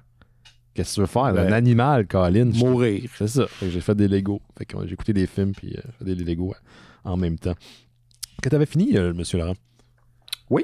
Ouais, parce que je reste un peu dans le comic book, encore une fois. Je sais pas si t'étais là la dernière année quand on a parlé de Teenage Mutant Ninja Turtle The Last Ronin. J'ai manqué ce show-là, malheureusement. C'était l'épisode 759. Série qui avait été coécrite par le co-créateur des Teenage Mutant Ninja Turtle, Kevin Eastman, qui, moi, me semblait très prometteur. La série, en qualité d'écriture et même visuelle, là, c'est une pente descendante. C'est assez décevant. Pour vous donner une idée, là, c'est un 6 numéros, si je me souviens bien. Et c'est comme demander, chaque artiste a son numéro. Puis le style visuel varie beaucoup entre les histoires. Puis je comprends pas quand on a pris le temps de ramener Kevin Eastman au scénario, qui est le co-créateur des Turtles, puis on en fait une série pour un public dit averti et adulte parce qu'on est dans le futur, puis il y a de la violence, puis il reste juste un Turtle, les autres sont décédés, on a un truc post-apo qu'on prend pas le temps de pouvoir mettre un horaire en place de création qui permet d'avoir un artiste tout le long de un, puis il y a un artiste qui est tight. Mais ça, c'est ma petite critique. Là, finalement, ça nous avait laissé un petit peu sur notre fin. Alors, tu viens de tourner quoi? T'as pogné quoi? 8? 8. Excellent, je peux continuer. Ben, sur un D20, c'est pas bon. Ben, je veux juste me planter pendant que j'ai dit ce que j'ai à dire. Ça avait été quand même attendu avec beaucoup d'enthousiasme de la part des gens qui lisent du Teenage Mutant Ninja Turtle, parce que IDW Publishing publie une série ongoing depuis plusieurs années, donc en continu. Le premier numéro avait été vendu, le premier print, ça avait été vendu à 160 000 exemplaires quand même pour un comic book. Quand même, hein? Ouais, c'est quand même Ils n'ont pas dû voir des chiffres de même depuis longtemps. Non, c'est ça. Et là, il y a même un jeu vidéo qui est en développement basé sur l'histoire de la première série, The Last Ronin, et ça a engendré aussi un préquel qui s'appelle The Last Ronin, The Lost Years.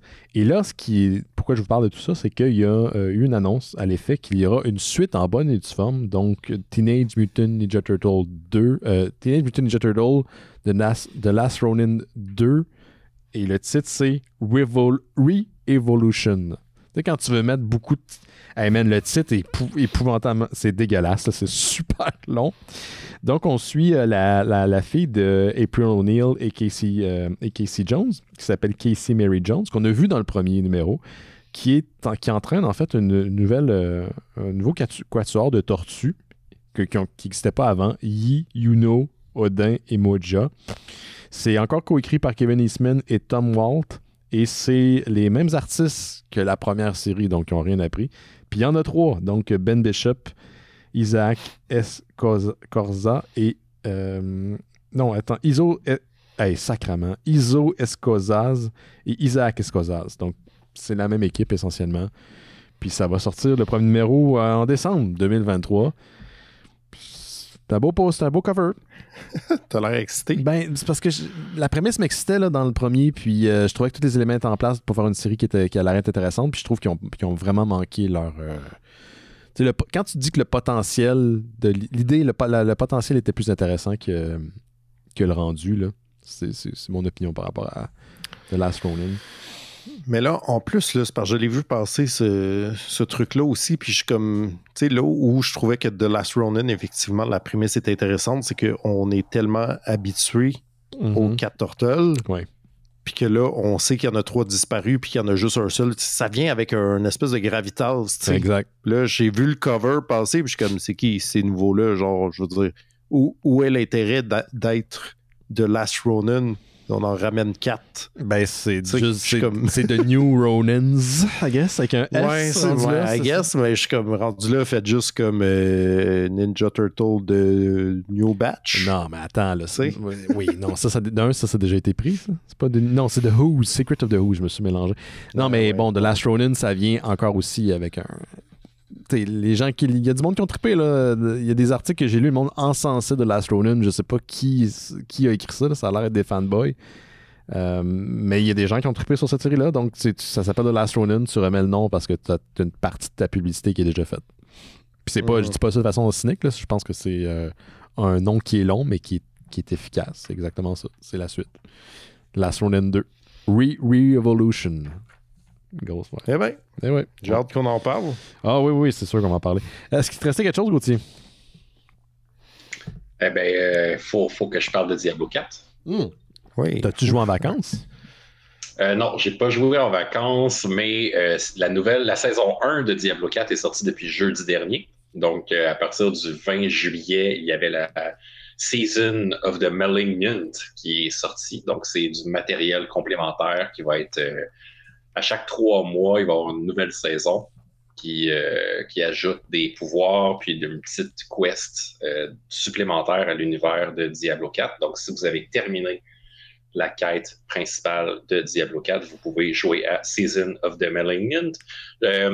J'irai pas dans les détails, mais il y a comme eu une espèce de drame au sujet de la mise à jour faite par Blizzard avant la sortie. Quoi, il y a du drame dans ces communautés-là? Voyons donc, Gauthier. Ah, man, ça n'a pas de bon sens. Je veux dire, là, tout le monde était furieux parce que leur personnage était moins fort en prévision de la nouvelle saison. Là, on va mettre quelque chose au clair. Là. Si vous voulez pas blaster un personnage en 24 heures, en jouant 24 heures par jour pour le rendre niveau 100 en une semaine, vous verrez pas les changements.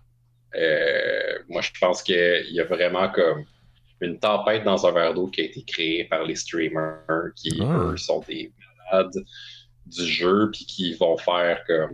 C'est ça, qui veulent rendre leur personnage au niveau 100 le plus rapidement possible. Puis c'est ces gens-là qui veulent farmer super longtemps puis que ça leur dérange pas de jouer justement 20 heures en ligne, qui ont trouvé que la progression était vraiment pas assez rapide à leur goût.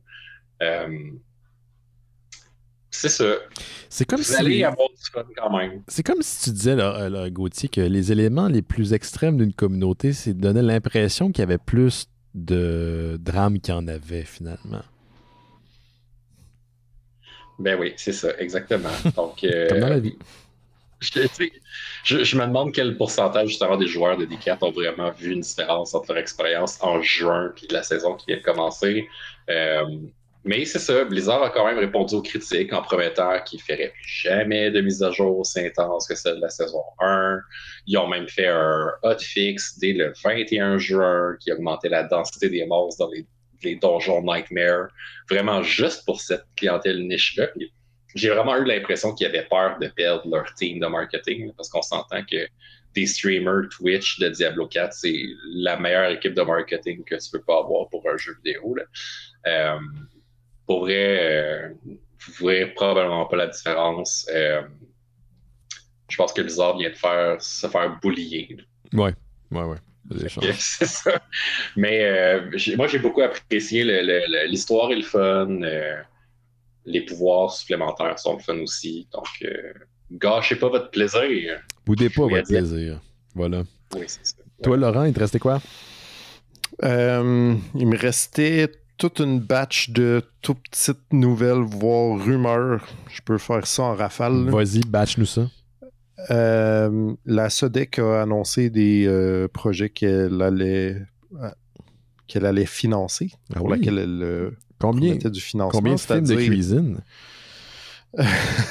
Écoute, j'ai pas tout regardé, mais il y en a 2 qui ont retenu mon attention. Il y en a un que c'est finalement, enfin, le 3e film de Dans une galaxie près de chez vous, dont on parle depuis, ma foi, 10 ans au moins. Facile. Voilà. Et en second lieu, un film basé sur la bande dessinée de notre ami Jean-Paul Hyde, Le Petit Astronaute, qui serait réalisé par Anaïs Barbeau-Lavalette, qui est quand même une réalisatrice bien en vue au Québec en ce moment, qui était, en tout cas, ça va être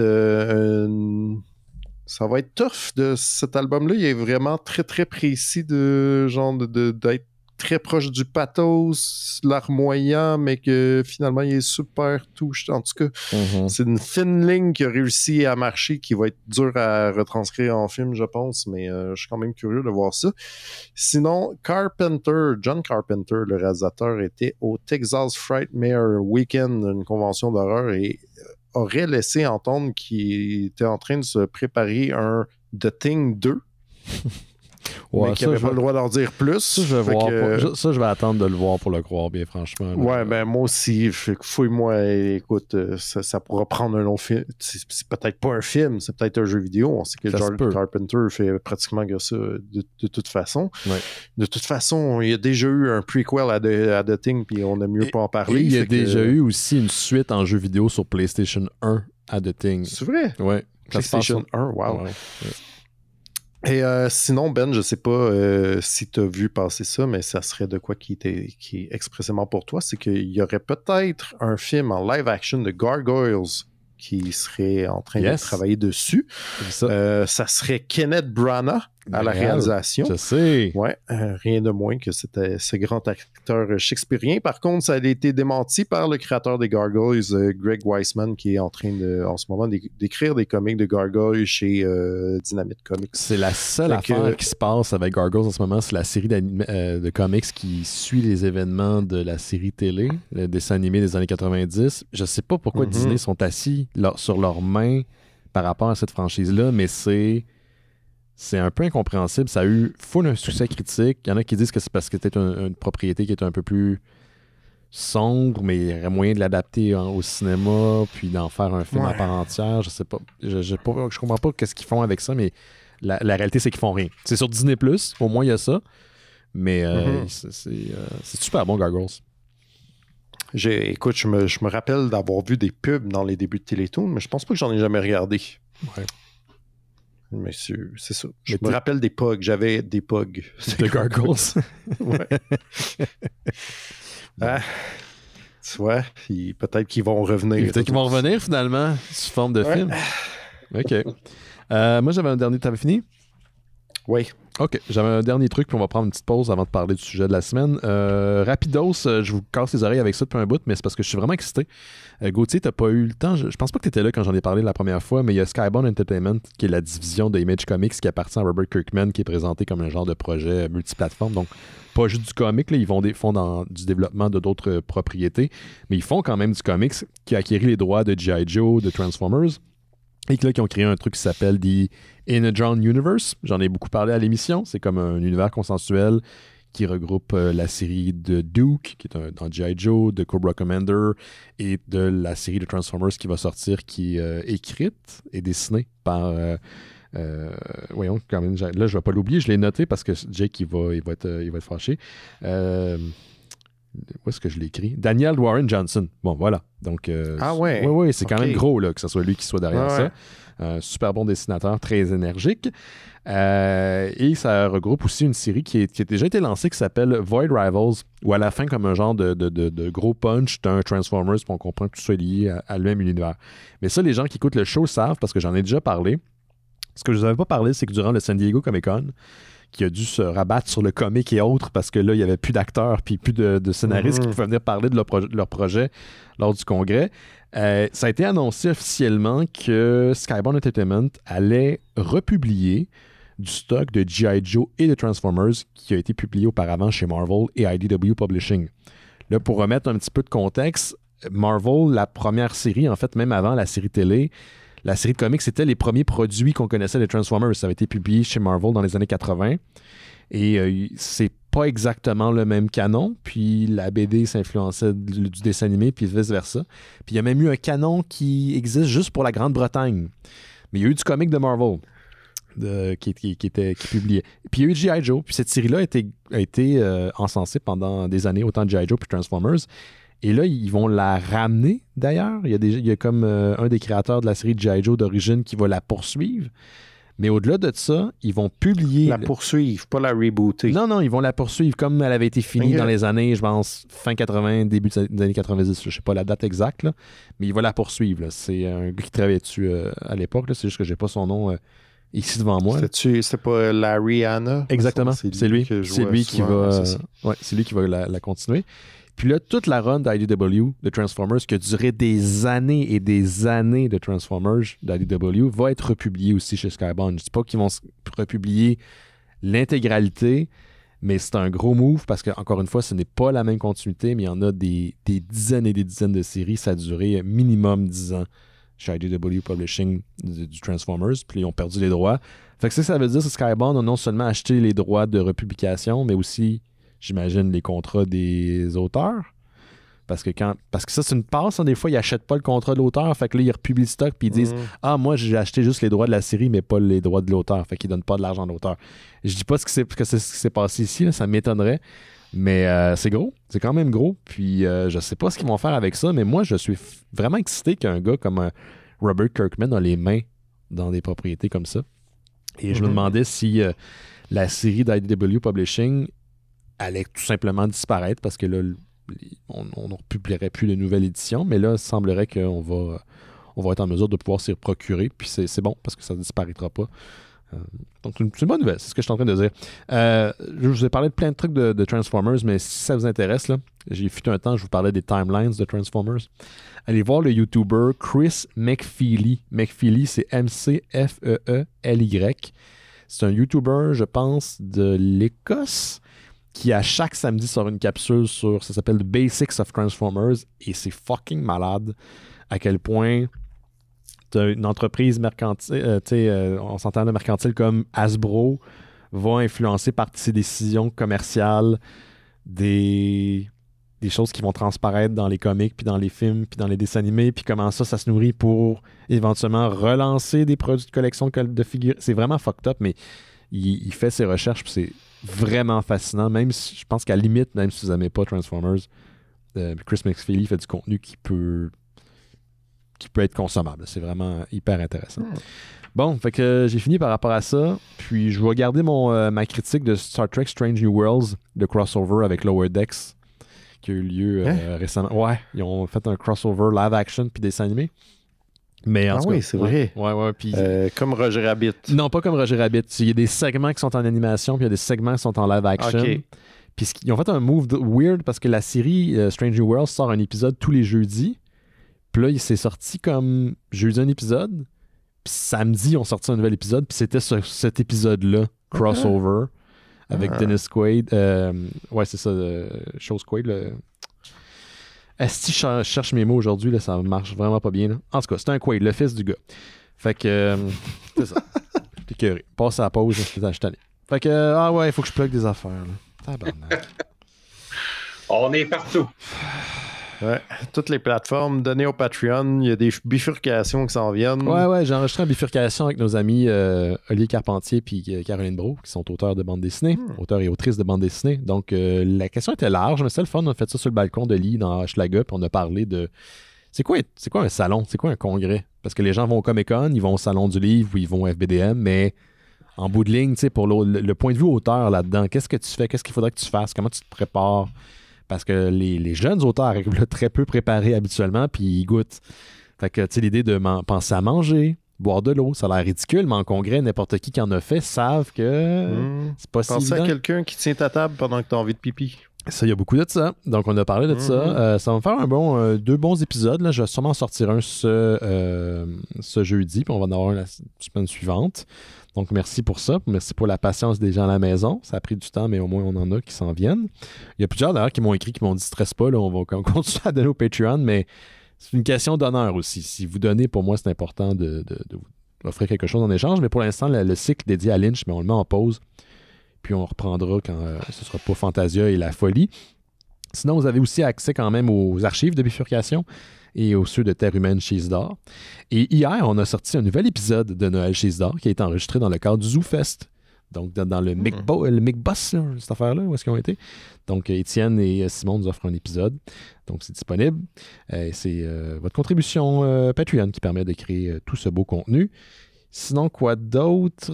Si vous n'êtes pas en mesure de parler du show, de donner pour le show, parlez-en, partagez-le, donnez un petit 5 étoiles sur toutes les plateformes. Et j'oublie, mais en échange de votre contribution Patreon, vous avez accès au Discord des Mystérieux, où c'est comme Internet, mais sans trop de cul. Donc, les gens parlent, discutent, échangent des articles. Je pense qu'on a remarqué le retour de Gauthier quand il est revenu au pays parce que t'as repopé dans le chat. Mais les conversations, c'est le fun parce que je suis pas obligé de les nourrir, tu sais, puis il y a comme une vie de cette affaire-là qui se nourrit d'elle-même. On écoute des films, ce genre de choses-là. Là, l'été, c'est plus compliqué parce que le monde sont tout un peu dans leur propre activité, mais je suis pas inquiet qu'avec septembre, on va reprendre les diffusions des films. On est partout sur les Apple Podcasts, Google Podcasts, Stitcher, Spotify, Amazon Music et plus de 300 archives sont disponibles sur notre site Internet. On est sur Facebook, Instagram puis Twitter, mais Twitter, ça n'existe plus. Là. Puis Instagram, Facebook. Ouais, on est là, mais pas vraiment. C'est vraiment sur Discord qu'on interagit.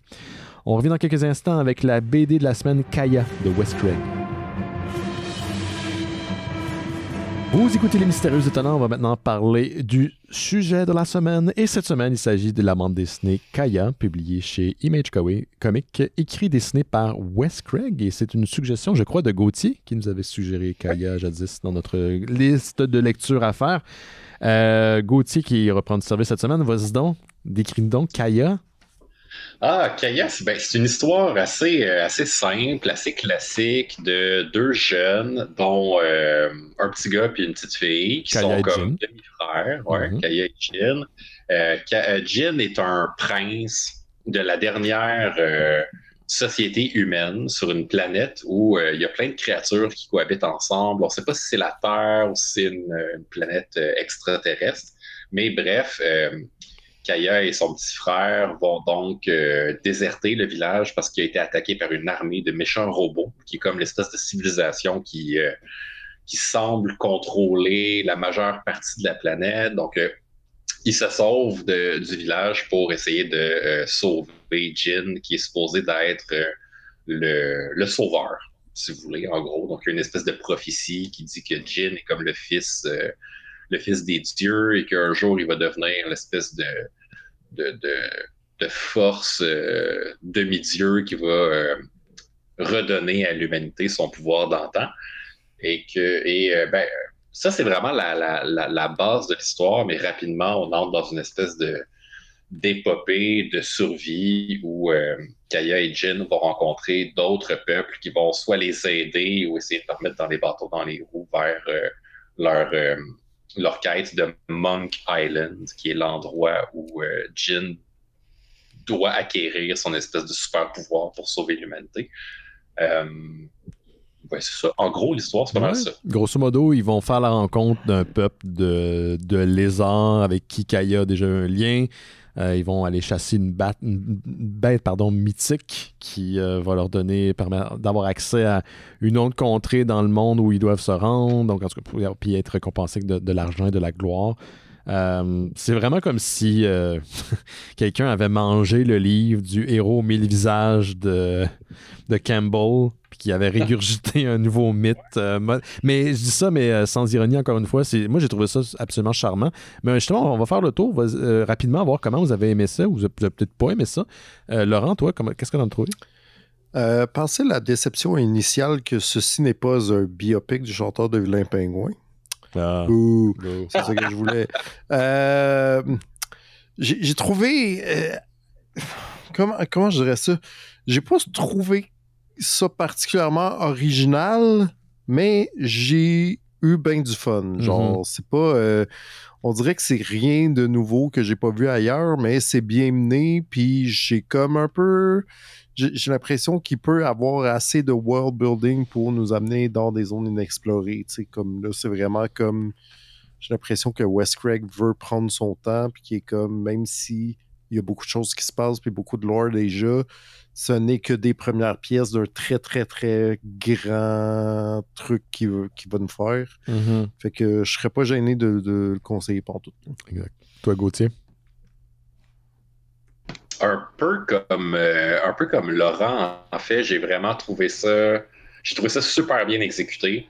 Pas nécessairement très original, mais je me suis rapidement attaché au personnage, par exemple. Puis là, moi aussi, je perds mes mots. Ça m'a beaucoup fait penser à une bande dessinée qu'on avait vue. Je pense que c'est Battling Boy. Ouais, dans son style visuel, okay. Peut-être. C'est ça, dans ce sens-là? Ouais, tu sais, l'histoire d'un demi-dieu, tu sais, d'un enfant qui a des pouvoirs supernaturels, qui va affronter des créatures un peu monstrueuses. Moi, ça m'a donné un peu ma dose de Battling Boy parce qu'on attend encore le tome 2. Et que c'est une bande dessinée dont on a parlé il y a comme plusieurs années. Il y a minimum 6 ans, là, je pense. Minimum 6-8 ans, là. Puis, tu sais, moi, je suis un gros fan du travail de Wes Craig. Là. J'ai adoré son travail sur Deadly Class. Je suis un gros fan de ce qu'il fait. Fait que j'aime toujours voir ce qu'il fait de nouveau. Puis je trouve que de le voir raconter une histoire qui est un petit peu plus pour un public de tous âges, comparé à Deadly Class, ça doit vraiment y faire du bien. Parce que Deadly Class, c'est quand même vraiment hyper violent, puis ça fait un bout qui travaille là-dessus. Fait que j'ai vraiment l'impression que c'est un auteur qui s'est fait plaisir, qui s'est dit OK, là, genre, tu sais, j'ai envie de raconter quelque chose de un peu plus tranquillo banane, puis mais il le fait quand même vraiment bien, de manière sérieuse. J'ai aimé aussi l'espèce d'intrigue, pas d'intrigue, mais d'histoire amoureuse entre Kaya puis un personnage qui est comme un lézard. Un lézard. J'étais comme, c'est quand même audacieux. Ouais, c'est vrai, ça. C'est comme, on parlait justement d'accepter les différences. J'étais comme, on peut pas être plus loin que... c'est comme c'est jamais weird non plus, que, tu sais, comme jamais personne est comme, ouais, mais c'est parce que lui, c'est un lézard, puis toi, non. Genre, Là-dessus, ça m'a fait penser à la série de manga Gun, où est-ce que les humains et les cyborgs cohabitent et se fréquentent parce que c'est tellement commun qu'il n'y a même pas de tabou par rapport à ça. C'est une des choses qui est adressée par un des personnages, d'ailleurs, dans la bande dessinée. Parce qu'un Gun, en fait, le personnage principal va essayer de fréquenter un humain, à part à 100% humain, puis lui, il voit pas de problème. Fait que c'est un peu la même, mettons... c'est un peu la même idée, là. Moi, avez-vous commencé... Vas-y, Ben. Non, mais j'allais dire que moi, je suis d'accord avec vous autres. J'ai trouvé que c'était convenu, mais très réconfortant, puis super bien exécuté. Mais je pense que j'avais besoin de ça, là, un récit plus simple, entre guillemets. Mais pour moi, la BD fonctionne là, dans cette espèce d'alchimie mystérieuse que j'arrive jamais à identifier, où je crois que les personnes que je suis en train de lire existent pour vrai. Tandis que des fois, je lis des bandes dessinées, puis voyons, ça marche pas, ça colle pas. Là, je sens que ces personnages-là n'étaient pas... existaient pour vrai. Ils étaient incarnés dans tout ce qu'ils ont à offrir, autant leur personnalité, leurs défauts. Là. Visuellement, je trouve que c'est une bande dessinée qui est à cheval entre Aventurosaure et le style visuel du dernier Zelda, celui Breath of the Wild. Même qu'il y a des items dans une prairie à un moment donné, enseveli sous du gazon, puis ça m'a fait penser aux items d'un vieux champ de bataille là, de guerre dans le premier dans Breath of the Wild. Ça, c'est vraiment, on est là, on est à cheval entre les deux styles. J'ai trouvé que c'était très beau, en fait. Très, très, très, très beau. Puis je serais intrigué, mais c'est le genre de série que je vais pas suivre ongoing. Si éventuellement il y a une intégrale, là je serais tenté. Mais en termes de consommer le trade un après l'autre, je pense pas. C'est le genre de BD pour moi qui va valoir une intégrale. Tu sais, quand tu parles de Breath of the Wild, puis j'ai l'impression qu'il construit beaucoup le lore de manière visuelle. Tu sais, quand tu parles de cette espèce de champ-là, il y a comme des angles de ces artefacts-là que tu te dis, c'est comme de la technologie. Exact. Oui. Fait que là, tu te dis, OK, on est comme dans une espèce d'après. Il y a eu un monde avant, beaucoup plus avancé technologiquement. Puis il y a les robots qui existent encore. Fait que ça nous ouvre des portes. En même temps, c'est-tu un autre monde? Parce qu'à un moment donné, on voit une espèce de soucoupe volante. Pour moi, j'ai mis ça dans la même zone que l'univers où se déroule de Dark Tower. de King où t'es-tu dans le futur ou t'es pas dans le futur? On est-tu dans un après? On est dans le lointain passé? Il y a des indices d'un peu tout là-dedans. Là. On retrouve je pense que le personnage du Gunslinger va retrouver de la vieille technologie de notre époque à nous, mais c'est jamais. Il me semble que c'est jamais dit. Fait que c'est un peu comme ça que je l'ai interprété. Puis ultimement, si c'est jamais adressé, j'ai pas de problème avec ça. L'univers est assez le fun. T'as pas besoin de mettre une réponse là-dessus nécessairement. C'est déjà assez riche de politiquement pis tout pour que ça soit pas important l'origine de tout ça. Ouais. La seule chose que j'ai trouvé, comment je peux dire, que l'exécution j'ai trouvé un peu faible, puis pourtant le reste est vraiment super bien fait, c'est la créature qu'ils vont chasser pour récupérer la carcasse. Je trouve que le design est intéressant, mais que l'exécution est comme... c'est pas très beau, là. C'est vraiment pas très beau. Ça même que ça contraste avec le reste du dessin qui est fait. On dirait que ça appartient à un autre BD. J'ai pas l'impression qu'il y a eu du fun à faire ça. Non, on dirait que c'est fait chier. On dirait que c'est comme s'engager là-dedans. Puis, fuck, là, j'ai 2 têtes. Puis j'ai un corps de crabe, mais c'est pas un crabe, d'araignée. C'est ça. Non, c'est ça le bout que j'ai trouvé un peu plus faible. Mais on s'entend, là, écoute, c'est un petit détail sur une BD qui, sinon, est super bien exécutée. Là. Moi, j'ai beaucoup aimé les méchants. Les méchants, j'ai trouvé très bien écrits. Il y en a un qui est pas qui est comme une espèce de méchant à la Vegeta, là, qui arrête pas de dire, ou à la Rasputin, de genre je vais te tuer, je suis vraiment méchant, mais finalement je t'aide dans ta quête. Oui. Mais oublie pas, un jour je vais te tuer. C'est ça. Puis il y a l'espèce de. Tu te rends compte rapidement quand même que c'est un lâche. Oui. Il n'y a aucun courage. Qui arrête pas de. C'est ça, tu sais, il pète de la broue beaucoup, mais quand il arrive de passer à l'action, tu sais, il se sauve, puis il a peur, puis tu comprends que c'est parce qu'il s'est fait dire, comme toute son enfance, qu'il était pour devenir un grand chef, puis que là, il réalise que tout ce qu'on lui avait dit sur lui, c'est pas vraiment vrai, puis que ce qui est réellement, c'est autre chose, tu sais. J'ai trouvé ça vraiment beau, puis là, c'est là que tu te rends compte que Jin, le petit gars qui est le héros, c'est un peu la même chose, tu sais. On lui a raconté toute sa vie que c'était le sauveur, puis là, sa sœur est comme hey man, relax, là, tu sais, t'es pas le bout de la merde, là, tu sais, t'as pas à la limite, elle y croit pas. Elle croit pas à la magie d'un monde qui est médiéval fantastique.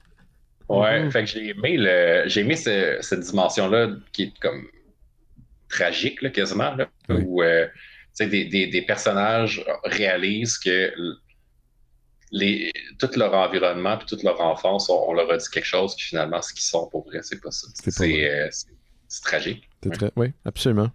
Mais tu vois, c'est une des scènes que j'ai trouvées les plus belles dans la bande dessinée, c'est quand le lézard lâche, par son inaction, un de ses amis meurt. Puis il y a une tradition dans sa culture, c'est je prends son nom, donc je me débarrasse de ma peau et je deviens cette personne pour qui je dois maintenant porter le nom et la mémoire. Puis il prend le nom du gars qui est décédé par son inaction. Puis c'est la seule chose non lâche qui fait de toute la bande dessinée est sincère parce qu'il le fait pour quelqu'un d'autre et pas pour lui. Oui, là, je suis comme ce faisant, il renonce, lui, à prendre le trône de son peuple. Exactement. Aussi, donc, je me demande, c'est là où je me demandais où je suis intrigué de voir où ce personnage-là s'en va. Puis c'est là où on reconnaît que oui, c'est peut-être plus convenu comme histoire, mais il y a la possibilité de temps en temps d'être surpris par ce type de décision-là narrative qui, moi, m'ont fait dire, OK, là, il y a peut-être quelque chose de plus... Je serais pas surpris qu'un peu à la manière d'une série comme Bone, ça commence bien simplet, puis que ça évolue d'une manière extrêmement épique. Parce que Bone, je sais pas si vous vous souvenez, là, au départ, c'est très, très copain-copain, là, mais là, ça devient comme une espèce d'heroic fantasy à la Seigneur des Anneaux, là, vers la fin. Moi, l'épisode du changement de peau, je sais pas si vous êtes rendu dans votre lecture de Shérif Junior. Moi, j'ai fini, j'ai complété. Mais, OK. Il y a vraiment, c'est weird, là. Il y a vraiment des parallèles à faire entre Kaya et Shérif Junior de Samuel Quentin. C'est vrai, j'avais pas pensé à ça. Je suis en train de chercher ce que tu voulais dire, mais oui, je comprends ce que tu veux dire. Ouais. Il y a des gens qui changent de peau, il y a des gens qui prennent des nouveaux noms. Oui, c'est vrai. Il y a beaucoup de cocaïne. Ah non. De la poussière, Laurent. Oui, excusez, pardon. Je pense qu'on a hâte de parler de Shérif Junior. Ouais. Est-ce que le genre de série que vous pourriez recommander? D'un, j'ai de la misère à identifier. Je me suis posé la question, est-ce que je pourrais la recommander ou la donner en cadeau de Noël à mon neveu de 6 ans? 6 ans, c'est un peu jeune. C'est un peu jeune, hein? Ouais, 8 ans. 8 ans, genre, ouais. Ouais, ben pour vrai, oui. Moi, je Vas-y, là. je suis game. Je sais pas, tu sais, je trouve que c'est un slow start, fait que je vais peut-être pas lire le 2 tout de suite, mais j'ai quand même, c'est ça, tu sais, j'ai quand même l'impression qu'il place ses pions, fait que je suis quand même intrigué de où ça va, là. Je vous dirais, si le dessin vous accroche un temps soit peu, gâtez-vous, c'est le fun, tu sais. C'est ça. Ça va pas vous jeter à terre, mais ça va pas vous décevoir non plus. Il y a déjà une couple de graines d'intrigue là, qui sont plantées. Tu sais, le fameux bras qui semble pas être magique aux yeux de Kaya. Elle-même a dit c'est pas de la magie, je sais pas ce que c'est. Fait que là, il y a une histoire qui est là, peut-être à raconter. Le nouveau nom, l'identité du lézard qui est lâche. Le fait que Jin est vraiment une fois touché par les dieux. Donc, il y a une vérité, il y a de la vérité dans la prophétie. Mais je pense pas qu'il va devenir un dragon destructeur comme il pense le devenir. Il y a tout. On sait jamais. Quoique, ouais. Mais donc, il y a une couple d'éléments comme ça. Moi, je prenais pour acquis que la magie était présente, existait dans ce monde-là, mais ça semble pas être le cas. Non, il y a de quoi, il y a vraiment un potentiel. Puis je suis comme. En fait, en lisant la bande dessinée, au-delà des qualités de la bande dessinée, je me suis dit, je suis content qu'il y ait une maison d'édition comme Image Comics qui peut réussir à publier ce genre de BD-là, puis qui vient un peu mettre un peu plus de grains en balance entre la BD de super-héros puis la BD dite indépendante. Il y a comme une force, puis c'est pas un petit éditeur, là, Image, là, c'est le 3e, là, face à des gros majors. Là. Fait que non, j'étais content que cette BD-là existe, puis qu'une plateforme comme Image existe pour donner une tribune à Wes Craig. Il a déjà été montréalais. Est-ce qu'il est encore montréalais? À ma connaissance, oui. C'est ça, c'est un Canadien, lui, je pense, non? Ouais. En tout cas, son intro était et sa conclusion était signée de Montréal. Fait que, guess, là. Ouais. Prochaine année à Juste pour rire. Prochaine invité. Est-ce qu'on a fait avec Rudy Kaya. Est-ce qu'on a fait le tour, messieurs? Oui. OK, on va y aller, on va conclure là-dessus. Merci. On se voit, nous, sinon, jeudi pour l'enregistrement avec Samuel Quentin. Je vous rappelle, dans le cadre du festival Juste pour rire, à l'attente podcast de Balado C'est quoi? Donc, aux angles pourquoi on n'est pas sur le top d'un autobus, nous? Parce qu'on n'est pas Lonely Island. Je sais pas pourquoi. Qu'est-ce que tu veux que je te dise? C'est le ZooFest sur le top de l'autobus. Ça allait monter dans une échelle. Ah ouais? Non, nous autres, on garde ça au sol. Mais garde ça, en partant, on n'aurait pas pu le faire. Très terre à terre. On aurait dit qu'il n'aurait pas pu monter. Oui. Ah ouais. C'est vrai. Hein? Bon. On l'aurait hissé. On l'aurait hissé tel un âne dans une séquence de Raiders of the Lost Ark sur le toit du MiG Boss. Donc, c'est ça, c'est le 27 juillet, jeudi 27, 17h. Soyez là, venez représenter les fans des Mystérieux au coin de Saint-Urbain et Sainte-Catherine. Et je vous rappelle que je suis aussi à la recherche d'un designer graphique pour le site web des Mystérieux Étonnants. Faites attention à vous autres, on se voit jeudi, sinon à la semaine prochaine. Ciao! Bye!